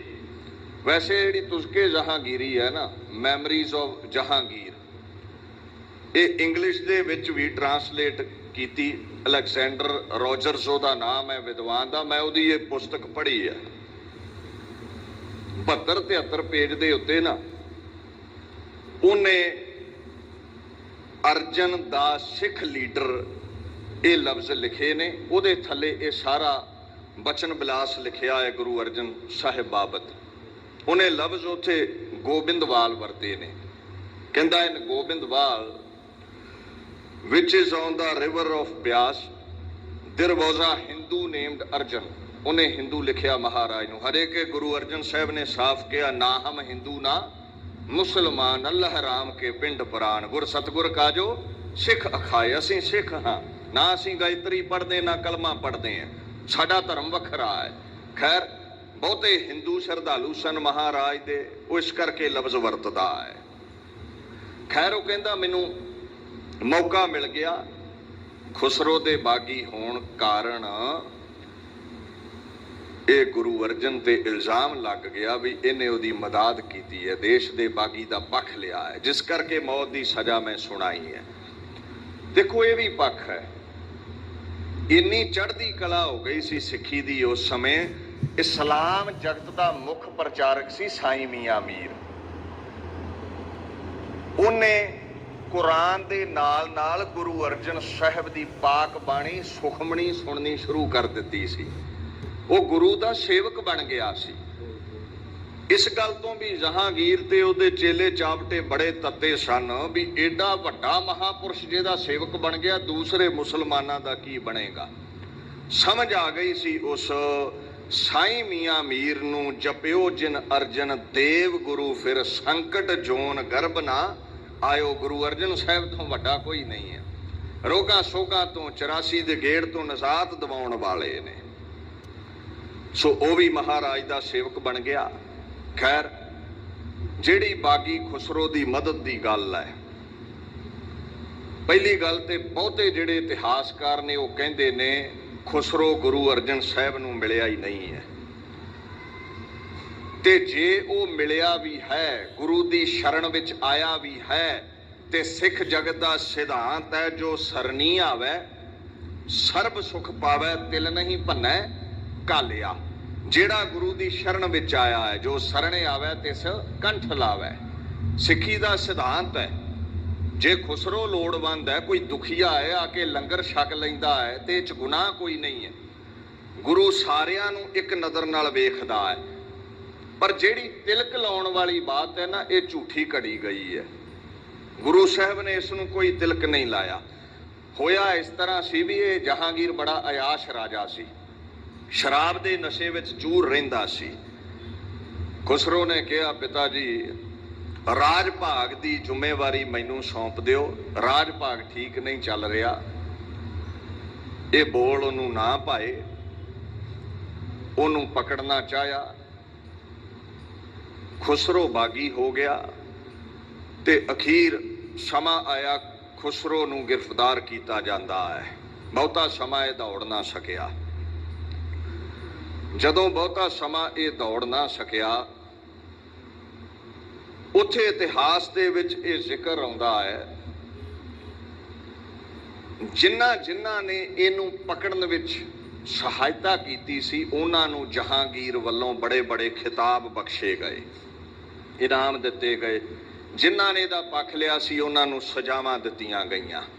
सो पहला पक्ष ये समझिओ, सिख धर्म का बूटा वध फुल रहा सी, ना पाया जहांगीर नूं, उसने इसनूं कटना चाहया, बहाना बना लिया, खुसरो बागी है, उसकी मदद की है गुरु घर ने।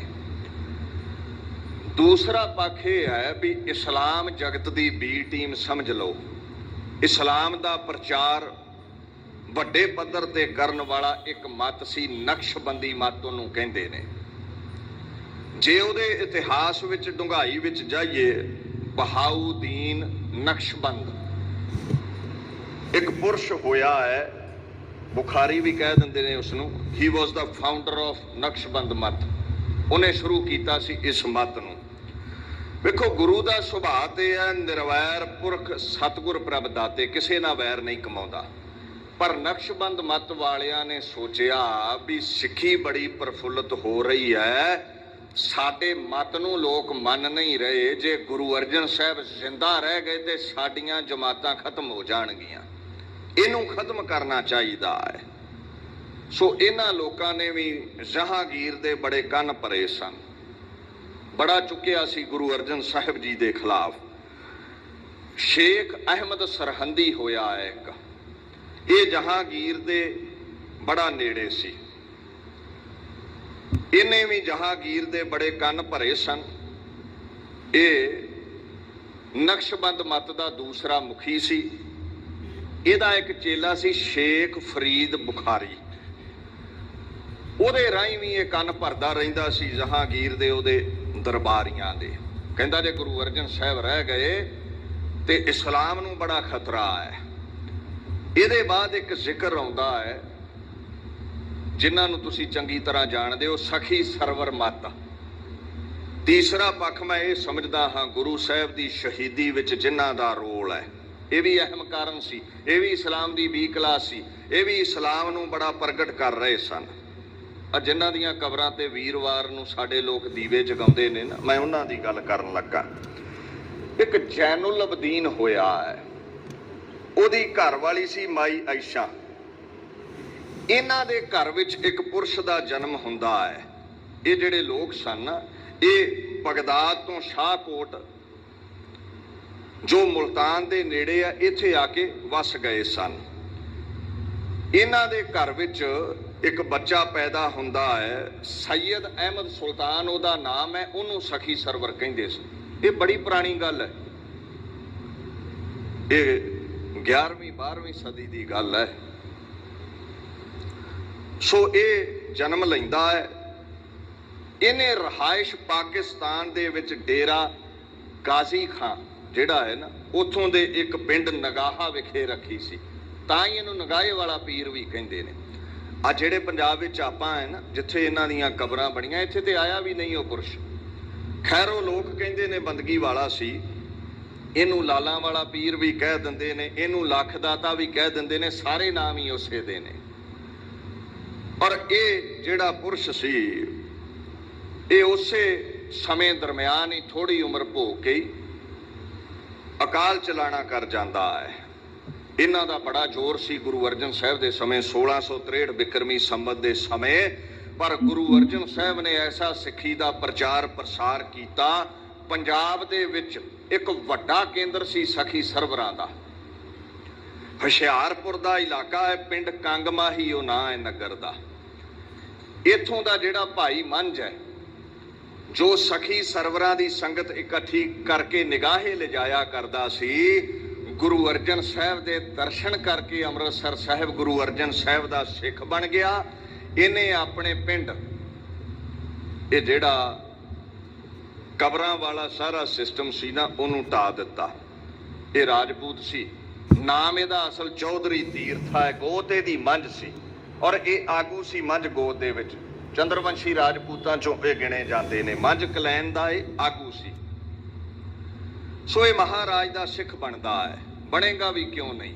ਕਹਿੰਦੇ ਜਿਹੜਾ ਗੁਰੂ ਸਾਹਿਬ ਦੇ ਦਰਸ਼ਨ ਕਰ ਲੈਂਦਾ ਹੈ, ਦਿਦਾਰੇ ਕਰ ਲੈਂਦਾ ਹੈ। ਕਬੀਰ ਜੀ ਮਹਾਰਾਜ ਦੇ ਬੋਲ। ਵਾਹਿਗੁਰੂ ਜੀ, ਚੈਨਲ ਨੂੰ ਸਬਸਕ੍ਰਾਈਬ ਕਰਨ ਤੋਂ ਬਾਅਦ ਆਲ ਨੋਟੀਫਿਕੇਸ਼ਨ ਨੂੰ ਜ਼ਰੂਰ ਔਨ ਕਰੋ, ਤਾਂ ਹੀ ਕਥਾ ਤੁਹਾਡੇ ਤੱਕ ਸਭ ਤੋਂ ਪਹਿਲਾਂ ਪਹੁੰਚੇਗੀ। ਤੇ ਕਥਾ ਨੂੰ ਜ਼ਰੂਰ ਲਾਈਕ ਕਰਨਾ ਜੀ। ਵਾਹਿਗੁਰੂ ਜੀ, ਚੈਨਲ ਨੂੰ ਸਬਸਕ੍ਰਾਈਬ ਕਰਨ ਤੋਂ ਬਾਅਦ ਆਲ ਨੋਟੀਫਿਕੇਸ਼ਨ ਨੂੰ ਜ਼ਰੂਰ ਔਨ ਕਰੋ, ਤਾਂ ਹੀ ਕਥਾ ਤੁਹਾਡੇ ਤੱਕ ਸਭ ਤੋਂ ਪਹਿਲਾਂ ਪਹੁੰਚੇਗੀ।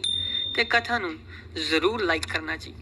ਵਾਹਿਗੁਰੂ ਜੀ, ਚੈਨਲ ਨੂੰ ਸਬਸਕ੍ਰਾਈਬ ਕਰਨ ਤੋਂ ਬਾਅਦ ਆਲ ਨੋਟੀਫਿਕੇਸ਼ਨ ਨੂੰ ਜ਼ਰੂਰ ਔਨ ਕਰੋ। ਮੰਝ ਗੁਰੂ ਕਾ ਬੋਹਿਤਾ ਜਗ ਲੰਘਣ ਹਾਰਾ, ਐਸੀ ਬਖਸ਼ਿਸ਼ ਕਰ ਦਿੱਤੀ। ਕਹਿੰਦੇ ਮੰਝ ਤੂੰ ਆਪ ਤੇ ਮੁਕਤ ਹੈ, ਤੂੰ ਐਸਾ ਗੁਰੂ ਦਾ ਜਹਾਜ਼ ਹੈ, ਜਿਹੜਾ ਤੇਰੀ ਸੰਗਤ ਕਰੇਗਾ ਉਹ ਵੀ ਪਾਰ ਹੋ ਜਾਵੇਗਾ। ਖੈਰ,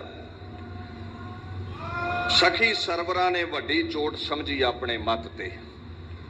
ਇਹਨਾਂ ਲੋਕਾਂ ਵੀ ਬੜੇ ਕੰਨ ਭਰੇ ਜਹਾਂਗੀਰ ਦੇ, ਉਹਦੇ ਦਰਬਾਰੀਆਂ ਦੇ ਗੁਰੂ ਨੂੰ ਖਤਮ ਕਰੋ। ਚੌਥਾ ਕਾਰਨ ਮੈਂ ਗਿਣਦਾ ਹੈ ਚੰਦੂ ਦੀ ਕੁੜੀ ਦਾ ਰਿਸ਼ਤਾ। ਗੁਰੂ ਹਰਗੋਬਿੰਦ ਸਾਹਿਬ ਜਵਾਨੀ ਵਿੱਚ ਕਦਮ ਰੱਖਣ ਵਾਲੇ ਨੇ, ਰਿਸ਼ਤਾ ਲੱਭਿਆ ਜਾ ਰਿਹਾ ਹੈ। ਉਧਰ ਚੰਦੂ ਰਿਸ਼ਤਾ ਲੱਭ ਰਿਹਾ ਲੜਕੀ ਦੇ ਲਈ। ਉਹਨੂੰ ਦੱਸ ਪਾਈ ਗਈ ਵੀ ਗੁਰੂ ਹਰਗੋਬਿੰਦ ਸਾਹਿਬ ਬੜੇ ਗਾਂਢੀਵ ਸੂਰਮੇ ਨੇ, ਗੁਰੂ ਅਰਜਨ ਸਾਹਿਬ ਦੇ ਲਖਤੇ ਜਿਗਰ ਨੇ, ਉਹਨਾਂ ਨਾਲ ਤੇਰੀ ਲੜਕੀ ਦਾ ਰਿਸ਼ਤਾ ਕਰ ਆਇਆ ਮੈਂ। ਹੰਕਾਰ ਵਿੱਚ ਚੰਦੂ ਕਹਿੰਦਾ, ਓਏ ਕਿੱਥੇ ਅਸੀਂ ਚੁਬਾਰੇ ਵਾਲੇ, ਕਿੱਥੇ ਉਹ ਕੱਚੀਆਂ ਕੰਧਾਂ ਵਾਲੇ, ਕਿੱਥੇ ਇੱਕ ਕੰਧ ਦੀ ਮੋਰੀ ਤੇ ਕਿੱਥੇ ਚੁਬਾਰਾ, ਇਹ ਕਿੱਥੇ ਰਿਸ਼ਤਾ ਜੋੜ ਆਇਆ। ਚੱਲ ਖੈਰ, ਜੋ ਹੋਇਆ ਸੋ ਹੋਇਆ। ਹੰਕਾਰ ਵਿੱਚ ਆ ਗਿਆ। ਗੁਰੂ ਗ੍ਰੰਥ ਸਾਹਿਬ ਕਹਿੰਦੇ ਹੰਕਾਰ ਰੱਬ ਨੂੰ ਨਹੀਂ ਪਾਉਂਦਾ, ਹੰਕਾਰ ਹੀ ਜੂਨਾ ਦਾ ਕਾਰਨ ਹੈ। ਹੇ ਜਨਮ ਮਰਨ ਮੂਲੰ ਅਹੰਕਾਰੰ ਪਾਪਾਤਮਾ, ਹੰਕਾਰ ਹੀ ਪਾਪੀ ਬਣਾਉਂਦਾ ਹੈ, ਹੰਕਾਰ ਹੀ ਜੂਨਾ ਵਿੱਚ ਲੈ ਕੇ ਆਉਂਦਾ ਹੈ। ਹਰ ਜੀਓ ਹੰਕਾਰ ਨਾ ਭਾਵਈ ਵੇਦ ਕੂਕ ਸੁਣਾਵੇ। 6 ਗੁਰੂ ਮਹਾਰਾਜ ਨੂੰ ਲਾਹੌਰ ਦੀਆਂ ਸੰਗਤਾਂ ਨੇ ਕਹਿ ਦਿੱਤਾ, ਮਹਾਰਾਜੇ ਨੇ ਗੁਰੂ ਘਰ ਨੂੰ ਮੋਰੀ ਆਖਿਆ, ਆਪਣੇ ਆਪ ਨੂੰ ਚੁਬਾਰਾ, ਇਹ ਰਿਸ਼ਤਾ ਨਹੀਂ ਲੈਣਾ। ਗੁਰੂ ਅਰਜਨ ਸਾਹਿਬ ਨੇ ਮਨਾ ਕਰ ਦਿੱਤਾ। ਇਹ ਚਾਹੇ ਸੁਲਹੀ ਖਾਨ ਹੈ, ਚਾਹੇ ਸੁਲਭੀ ਖਾਨ ਹੈ, ਚਾਹੇ ਚੰਦੂ ਹੈ, ਇਹ ਸਾਰੇ ਹੀ ਪ੍ਰਿਥਵੀ ਚੰਦ ਦੇ ਯਾਰ ਸਨ। ਜੋ ਗੁਰੂ ਅਰਜਨ ਸਾਹਿਬ ਦਾ ਸ਼ਰੀਕ ਸੀ, ਇਹਨਾਂ ਸਾਰਿਆਂ ਹੀ ਵੈਰ ਕਮਾਇਆ ਸੀ। ਇਹਦੇ ਬਾਅਦ ਪੰਜਵਾਂ ਕਾਰਨ ਹੈ, ਕੁਝ ਕਵੀ ਜਨ ਜਦੋਂ ਗੁਰੂ ਅਰਜਨ ਸਾਹਿਬ ਰਾਮਸਰ ਬੈਠੇ ਭਾਈ ਗੁਰਦਾਸ ਤੋਂ ਆਦਿ ਗ੍ਰੰਥ ਸਾਹਿਬ ਦੀ ਬਾਣੀ ਲਿਖਵਾ ਰਹੇ ਨੇ ਤੇ ਆਪਣੀਆਂ ਪਾਕ ਰਚਨਾਵਾਂ ਲੈ ਕੇ ਆਏ। ਜਿਨ੍ਹਾਂ ਰਚਨਾਵਾਂ ਵਿੱਚ ਅਕਾਲ ਪੁਰਖ ਦੀ ਉਸਤਤ ਸੀ, ਉਹ ਗੁਰੂ ਅਰਜਨ ਸਾਹਿਬ ਨੇ ਪ੍ਰਵਾਨ ਕਰ ਲਈਆਂ। ਜਿਨ੍ਹਾਂ ਰਚਨਾਵਾਂ ਵਿੱਚ ਕਵੀਆਂ ਨੇ ਆਪਣੀ ਵਡਿਆਈ ਲਿਖੀ ਸੀ, ਉਹ ਮਹਾਰਾਜ ਨੇ ਪ੍ਰਵਾਨ ਨਾ ਕੀਤੀਆਂ। ਉਹ ਕੁਝ ਕਵੀ ਗੁੱਸੇ ਹੋ ਕੇ ਮੁੜ ਗਏ ਵੀ ਸਾਡੀਆਂ ਰਚਨਾਵਾਂ ਪ੍ਰਵਾਨ ਨਹੀਂ ਕੀਤੀਆਂ ਤੁਸੀਂ।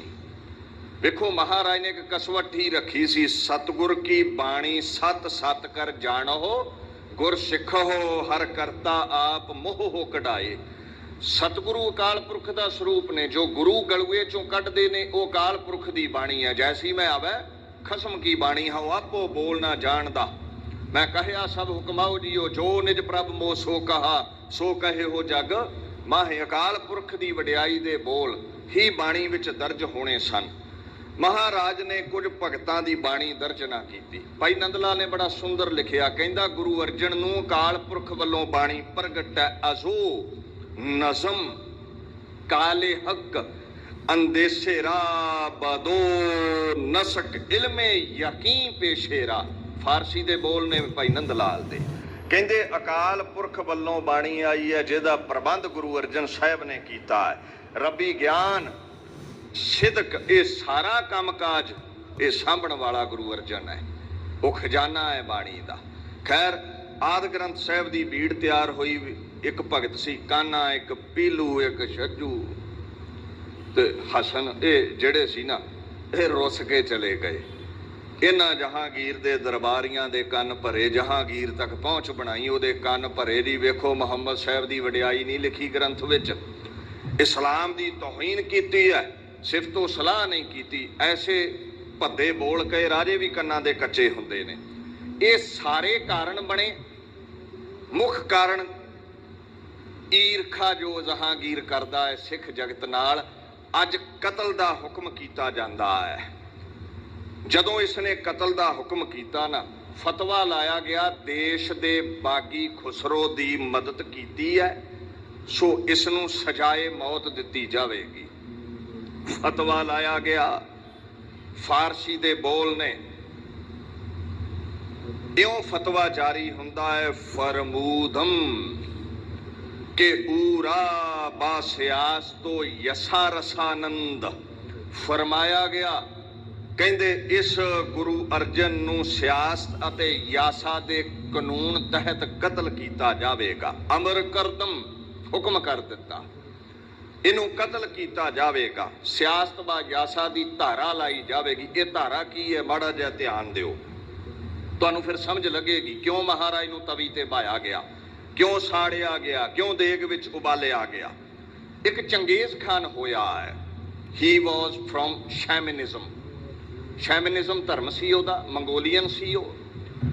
ਹੁਣ ਜਿਹੜੇ ਸ਼ੈਮੀਅਨ ਲੋਕ ਨੇ ਨਾ, ਉਹ ਭੂਤਾਂ ਪ੍ਰੇਤਾਂ 'ਚ ਬੜਾ ਧਿਆਨ ਲਾਉਂਦੇ ਨੇ। ਭੂਤਾਂ ਪ੍ਰੇਤਾਂ ਨੂੰ ਉਹ ਮੰਨਦੇ ਨੇ। It's a religious practice that involves a practitioner who is believed to interact with the spirit। ਭੂਤਾਂ ਪ੍ਰੇਤਾਂ ਨਾਲ ਬੜੀ ਸਾਂਝ ਪਾਉਂਦੇ ਨੇ ਉਹ ਲੋਕ। ਕਹਿੰਦੇ ਨੇ, ਉਹਨਾਂ ਦਾ ਵਿਸ਼ਵਾਸ ਹੈ ਵੀ ਜੇ ਧਰਮੀ ਪੁਰਸ਼ ਦਾ ਕਤਲ ਕਰਨਾ, ਉਹਦੇ ਲਹੂ ਦਾ ਕਤਰਾ ਜ਼ਮੀਨ ਤੇ ਨਾ ਡੁੱਲੇ। ਅਗਰ ਉਹਦੇ ਲਹੂ ਦਾ ਕਤਰਾ ਜ਼ਮੀਨ ਤੇ ਡੁੱਲਿਆ ਨਾ, ਉਹਦੇ ਵਿੱਚੋਂ ਐਸੀਆਂ ਰੂਹਾਂ ਪੈਦਾ ਹੋਣਗੀਆਂ ਜੋ ਜ਼ੁਲਮ ਕਰਨ ਵਾਲੇ ਨੂੰ ਸਤਾਉਣਗੀਆਂ, ਉਹਦਾ ਖੁਰਾ ਖੋਜ ਮਿਟਾਉਣਗੀਆਂ। ਜੇ ਧਰਮੀ ਬੰਦੇ ਦਾ ਕਤਲ ਕਰਨਾ, ਉਹਦਾ ਲਹੂ ਸਾੜ ਦਿਓ, ਉਹਦਾ ਖਾਤਮਾ ਇਸ ਤਰ੍ਹਾਂ ਕਰੋ। ਸੋ ਇਹ ਤੈਅ ਹੋਇਆ ਵੀ ਸਿਆਸਤ ਅਤੇ ਯਾਸਾ ਦੇ ਤਹਿਤ ਇਸ ਨੂੰ ਕਤਲ ਕੀਤਾ ਜਾਵੇ।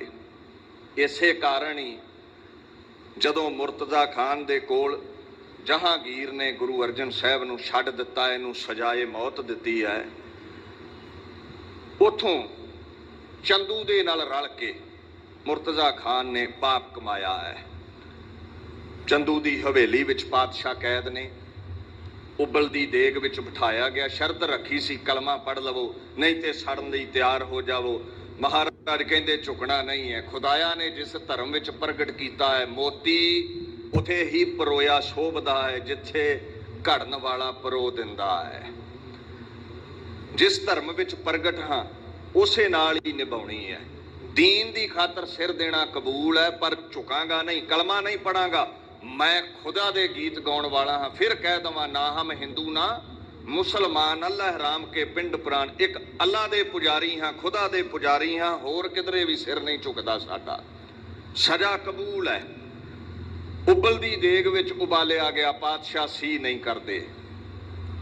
ਉਹਦੇ ਬਾਅਦ ਮਹਾਰਾਜ ਨੂੰ ਆਹ ਦਿਨ ਨੇ, ਅੱਜ ਦਾ ਦਿਹਾੜਾ ਹੈ, ਤਤੀ ਤਵੀ ਬਿਠਾਉਂਦੇ ਨੇ। ਤਵੀ ਵੀ ਤਤੀ ਹੈ, ਤਤੀ ਲੂ ਵਗਦੀ ਹੈ। ਸਿਰ ਵਿੱਚ ਪਾਕ ਸੀਸ ਵਿੱਚ ਤੱਤਾ ਰੇਤਾ ਪਾਇਆ ਬਾਪੂ ਦੇ। ਤੇੜ ਕੇਵਲ ਕਸ਼ਹਿਰਾ ਹੀ ਹੈ। ਬਸਤਰ ਲਵਾਏ ਹੋਏ ਨੇ, ਦਸਤਾਰ ਲਵਾਈ ਹੋਈ ਹੈ। ਤਪਦੀ ਹੋਈ ਤਵੀ ਤੇ ਬੈਠੇ ਨੇ। ਤਤੀ ਤਵੀ ਹੈ, ਤੱਤਾ ਚੰਦੂ ਹੈ। ਜਹਾਂਗੀਰ ਮੁਰਤਜ਼ਾ ਖਾਨ ਵੀ ਤੱਤਾ ਹੈ। ਲੱਕੜਾਂ ਤੱਤੀਆਂ ਨੇ।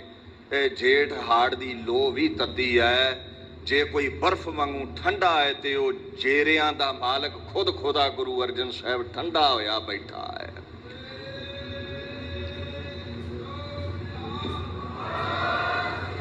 ਦੇਗ ਵਿੱਚ ਉਬਾਲ ਕੇ ਤੱਤੀ ਤਵੀ ਤੇ ਬਿਠਾ ਕੇ ਲਹੂ ਸਾੜਿਆ ਗਿਆ, ਲਹੂ ਨੂੰ ਸੁਕਾ ਦਿੱਤਾ ਗਿਆ। ਸਾਈਂ ਮੀਆਂ ਮੀਰ ਵੀ ਹੱਥ ਜੋੜਦਾ ਹੈ। ਦੇਖੋ, ਅਧਿਆਤਮਕ ਪੱਖ ਤੋਂ ਉਹ ਗੁਰੂ ਸੀ ਇਸਲਾਮ ਜਗਤ ਦੇ ਵਿੱਚ। ਵੈਸੇ ਤੇ ਕਿਸੇ ਨੂੰ ਮਿਲ ਨਹੀਂ ਸੀ ਦਿੱਤਾ ਜਾਂਦਾ ਹਵੇਲੀ ਅੰਦਰ। ਚੰਦੂ ਦਾ ਜ਼ੋਰ ਸੀ, ਪਰ ਉਹ ਆਪਣੀ ਬਰਕਤ ਨਾਲ, ਤਾਕਤ ਨਾਲ, ਆਪਣੇ ਰੁਤਬੇ ਦੇ ਕਾਰਨ ਗੁਰੂ ਅਰਜਨ ਸਾਹਿਬ ਨੂੰ ਮਿਲਿਆ। ਮੀਆਂ ਮੀਰ ਕਿਰਪਾ ਕਰੋ, ਦਿੱਲੀ ਤੇ ਲਾਹੌਰ ਦੀ ਇੱਟ ਨਾਲ ਇੱਟ ਖੜਕਾ ਦਿਆਂ, ਨਿਰਵੈਰ ਗੁਰੂ ਨੂੰ ਸਜ਼ਾ ਦੇ ਰਹੇ ਨੇ। ਬਾਪੂ ਸਾਈਂ ਮੀਆਂ ਮੀਰ ਨੂੰ ਕਹਿੰਦਾ, ਸਾਈਂ ਮੀਆਂ ਮੀਰ ਜੀ, ਇਸ ਗੱਲ ਦਾ ਖਿਆਲ ਰੱਖਿਓ, ਅਜ਼ਮਤਾਂ ਵਿੱਚ ਸ਼ਰਸਾਰ ਹਾਂ ਮੈਂ, ਅਜ਼ਮਤਾਂ ਦਾ ਮਾਲਕ ਹਾਂ ਮੈਂ। ਇਹ ਗੱਲਾਂ ਭਾਈ ਬਿਰਾਣਾ ਵੀ ਕਹਿੰਦਾ ਸੀ। ਦਿੱਲੀ ਲਾਹੌਰ ਦੀ ਇੱਟ ਨਾਲ ਇੱਟ ਖੜਕਾ ਦਿਆਂ। ਸਾਡਾ ਬਾਪੂ ਗੁਰੂ ਅਰਜਨ ਸਾਹਿਬ ਕਹਿੰਦਾ, ਉਹ ਤਾਕਤ ਲਈ ਕਿੱਥੋਂ ਹੈ? ਕਹਿੰਦਾ ਜੀ ਤੁਹਾਡੇ ਕੋਲੋਂ।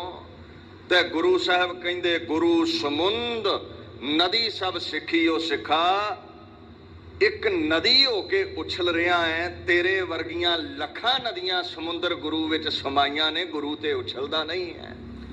ਭਾਣਾ ਮੰਨਣਾ ਹੈ। ਇਹਦੋਂ ਵੱਡੀ ਕਿਹੜੀ ਅਜ਼ਮਤ ਹੈ, ਇਹਦੋਂ ਵੱਡੀ ਕਿਹੜੀ ਤਾਕਤ ਹੈ ਵੀ ਤਤੀ ਤਵੀ ਤੇ ਵੀ ਖਿੜੇ ਮੱਥੇ ਬੈਠੇ ਰਹਿਣਾ, ਅਕਾਲ ਪੁਰਖ ਦੇ ਸਾਵੇਂ ਸਿਰ ਝੁਕਾ ਕੇ ਬੈਠੇ ਰਹਿਣਾ, ਉਹਦੇ ਹੁਕਮ ਨੂੰ ਲਾਇਕ ਸੁਪੁੱਤਰ ਦੀ ਤਰ੍ਹਾਂ ਮੰਨ ਕੇ ਦਰਸਾ ਦੇਣਾ। ਪਿਤਾ ਤੇ ਪਿਓ ਦੀ ਅਜ਼ਮਤ ਇੱਕ ਹੈ। ਸਾਈਂ ਮੀਆਂ ਮੀਰ ਜੀ, ਸਾਡਾ ਤੇ ਸੁਭਾਅ ਹੈ, ਤੇਰਾ ਕੀਆ ਮੀਠਾ ਲਾਗੈ ਹਰ ਨਾਮ ਪਦਾਰਥ ਨਾਨਕ ਮੰਗੈ। ਉਹਦੇ ਭਾਣੇ ਨੂੰ ਮਿੱਠਾ ਕਰਕੇ ਹੀ ਮੰਨਣਾ ਹੈ। ਅਖੀਰ ਬਾਪੂ ਦੀ ਸ਼ਹਾਦਤ ਹੁੰਦੀ ਹੈ। ਉਹਨਾਂ ਦਾ ਪਾਕ ਜਿਹੜਾ ਸਰੀਰ ਹੈ ਉਹ ਦਰਿਆ ਦੇ ਵਿੱਚ ਪੈਂਦਾ ਹੈ। ਮਹਾਰਾਜ ਸ਼ਹਾਦਤ ਦੀ ਅਵਧੀ ਨੂੰ ਮਾਣਦੇ ਨੇ। 1663 ਬਿਕਰਮੀ ਸੰਮਤ ਜੇਠ ਸੁਦੀ ਚੌਥ ਨੂੰ ਬਾਪੂ ਰਾਵੀ ਦੇ ਕੰਢੇ ਲਾਹੌਰ ਸ਼ਹਾਦਤ ਦੀ ਅਵਧੀ ਮਾਣ ਗਏ। ਦੀਨ ਦੀ ਖਾਤਰ ਸਿਰ ਵਾਰਿਆ। ਮੈਂ ਬਚਨ ਕਹਿ ਕੇ ਫਤਿਹ ਬੁਲਾਵਾਂ, ਸਿੱਖਾ ਧਰਮ ਲਈ, ਇਨਸਾਨੀਅਤ ਲਈ, ਸੱਚ ਲਈ ਗੁਰੂ ਸਾਹਿਬ ਸਿਰ ਦੇ ਗਏ। ਔਰ ਇਸ ਗੱਲ ਦਾ ਖਿਆਲ ਰੱਖੀ, ਗੁਰੂ ਅਜ਼ਮਤਾਂ ਦਾ ਮਾਲਕ ਹੈ, ਬਰਕਤਾਂ ਦਾ ਮਾਲਕ ਹੈ। ਜੇ ਸ਼ਕਤੀ ਦਿਖਾ ਕੇ ਅੱਗ ਬੁਝਾ ਦਿੰਦਾ, ਸੀਤ ਕਰ ਦਿੰਦਾ ਅੱਗ ਨੂੰ, ਤੇ ਅਸੀਂ ਕਹਿਣਾ ਸੀ ਇਹਦੇ ਜਾਦੂਗਰਾਂ ਦੀ ਖੇਡ ਹੈ। ਆਮ ਹੀ ਜਾਦੂਗਰ ਤੁਸੀਂ ਵੇਖਿਆ ਗਲੀਆਂ ਮੁਹੱਲਿਆਂ ਵਿੱਚ ਅੱਗ ਬੁਝਾ ਦਿੰਦੇ ਨੇ, ਕਦੇ ਮੂੰਹ ਚੋਂ ਅੱਗ ਕੱਢਦੇ ਨੇ। ਲੋਕਾਂ ਕਹਿਣਾ ਸੀ ਤੁਹਾਡਾ ਗੁਰੂ ਅਰਜਨ ਅੱਗ ਤੋਂ ਡਰ ਗਿਆ। ਗੁਰੂ ਦੀ ਹੀ ਅਜ਼ਮਤ ਹੈ। ਕੁੱਲ ਕਾਇਨਾਤ ਦਾ ਖਸਮ ਹੁੰਦਿਆਂ ਹੋਇਆਂ ਵੀ, ਗੁਰ ਅਰਜਨ ਪ੍ਰਤੱਖ ਹਰ ਹੁੰਦਿਆਂ ਹੋਇਆਂ ਵੀ ਉਸ ਤਤੀ ਤਵੀ ਤੇ ਬੈਠਾ, ਐਨ ਮਨ ਕਰਕੇ ਸ਼ਾਂਤ ਹੈ, ਠੰਡਾ ਹੋਇਆ ਬੈਠਾ ਹੈ। ਐਸੇ ਖੁਦ ਖੁਦਾ ਗੁਰੂ ਅਰਜਨ ਸਾਹਿਬ ਦੀ ਵਡਿਆਈ ਕਹਿਣ ਕਥਨ ਤੋਂ ਬਾਹਰੀ ਹੈ। ਸ਼ਹਾਦਤ ਦੀ ਅਵਧੀ ਮਾਣੀ ਗੁਰੂ ਹਰਗੋਬਿੰਦ ਸਾਹਿਬ ਛਠਮ ਪੀਰ ਬੈਠਾ ਗੁਰ ਭਾਰੀ, ਗੁਰੂ ਤਖਤ ਦੇ 6ਵੇਂ ਵਾਰਸ ਬਣੇ, ਜਿਨ੍ਹਾਂ ਨੇ ਜਹਾਂਗੀਰ ਦੇ ਲਖਤੇ ਜਿਗਰ ਸ਼ਾਹਜਹਾਨ ਪਾਸੋਂ 4 ਜੰਗਾਂ ਵੀ ਜਿੱਤੀਆਂ, ਚੰਦੂ ਨੂੰ ਨੱਥ ਪਾ ਕੇ ਸਜ਼ਾ ਵੀ ਦਿੱਤੀ, ਉਹਦਾ ਖੁਰਾ ਖੋਜ ਵੀ ਮਿਟਾਇਆ। ਜਿਨ੍ਹਾਂ ਦੇ ਚਰਨਾਂ ਵਿੱਚ ਜਹਾਂਗੀਰ ਨੇ ਚੰਦੂ ਨੂੰ ਹਾਜ਼ਰ ਕਰਕੇ ਆਪ ਖਿਮਾ ਜਾਚਨਾ ਕੀਤੀ, ਮਹਾਰਾਜ ਮੇਰੇ ਇਹਨਾਂ ਕੰਨ ਭਰੇ ਪਾਕ ਰੂਹ ਨੂੰ ਗੁਰੂ ਅਰਜਨ ਸਾਹਿਬ ਨੂੰ ਮੇਰੇ ਹੁਕਮ ਵਿੱਚ ਸਜ਼ਾ ਹੋਈ ਹੈ, ਮੈਨੂੰ ਖਿਮਾ ਕਰ ਦਿਓ। ਤੇ ਗੁਰੂ ਦਾ ਸੁਭਾਅ ਕੀ ਹੈ, ਫਿਰ ਪੜ੍ਹ ਦਿਓ, ਜੋ ਸਰਣੇ ਆਵੈ ਤਿਸ ਕੰਠ ਲਾਵੈ, ਗੁਰੂ ਸਦਾ ਹੀ ਬਖਸ਼ਿੰਦਾ। ਐਸੇ ਮੇਰੇ ਗੁਰੂ ਅਰਜਨ ਸਾਹਿਬ ਮਹਾਨ ਨੇ।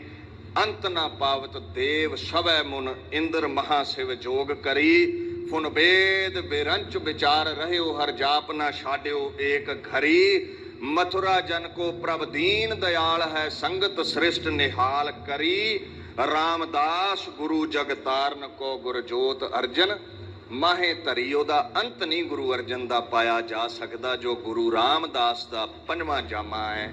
ਐਸੇ ਦੀਨ ਦੁਨੀਆ ਦੇ ਮਾਲਕ ਦੀ ਵਡਿਆਈ ਕਹਿਣੀ ਕਥਨੀ ਤੋਂ ਬਾਹਰ ਹੈ। ਭੁੱਲ ਚੁੱਕ ਦੀ ਖਿਮਾ। ਸਿੰਘ ਸਾਹਿਬ ਗਿਆਨੀ ਜਗਤਾਰ ਸਿੰਘ ਜੀ ਹੁਣਾਂ ਦਾ ਧੰਨਵਾਦ। ਸ਼੍ਰੋਮਣੀ ਗੁਰਦੁਆਰਾ ਪ੍ਰਬੰਧਕ ਕਮੇਟੀ ਦਾ ਧੰਨਵਾਦ। ਗੁਰੂ ਕੇ ਸਮੂਹ ਵਜ਼ੀਰਾਂ ਦਾ ਧੰਨਵਾਦ। ਸੇਵਾਦਾਰਾਂ ਦਾ ਧੰਨਵਾਦ। ਖੰਡੇ ਦੀ ਪੌਲ ਛਕੋ, ਗੁਰੂ ਵਾਲੇ ਬਣੋ। ਆ ਪਾਕ ਬਾਣੀ ਦੀਆਂ 2 ਪੰਕਤੀਆਂ ਪੜ੍ਹ ਕੇ ਆਓ, ਫਤਿਹ ਗਜਾਉਂਦੇ ਹਾਂ ਜੀ। ਸਰਬ ਥਾਨ ਕੋ ਰਾਜਾ, ਤਹ ਅਨਹਦ ਸ਼ਬਦ ਅਗਾਜਾ, ਤਿਸ ਪਹਿ ਕਿਆ ਚਤੁਰਾਈ, ਮਿਲ ਨਾਨਕ ਆਪ ਗਵਾਈ। ਵਾਹਿਗੁਰੂ ਜੀ ਕਾ ਖਾਲਸਾ, ਵਾਹਿਗੁਰੂ ਜੀ ਕੀ ਫਤਿਹ।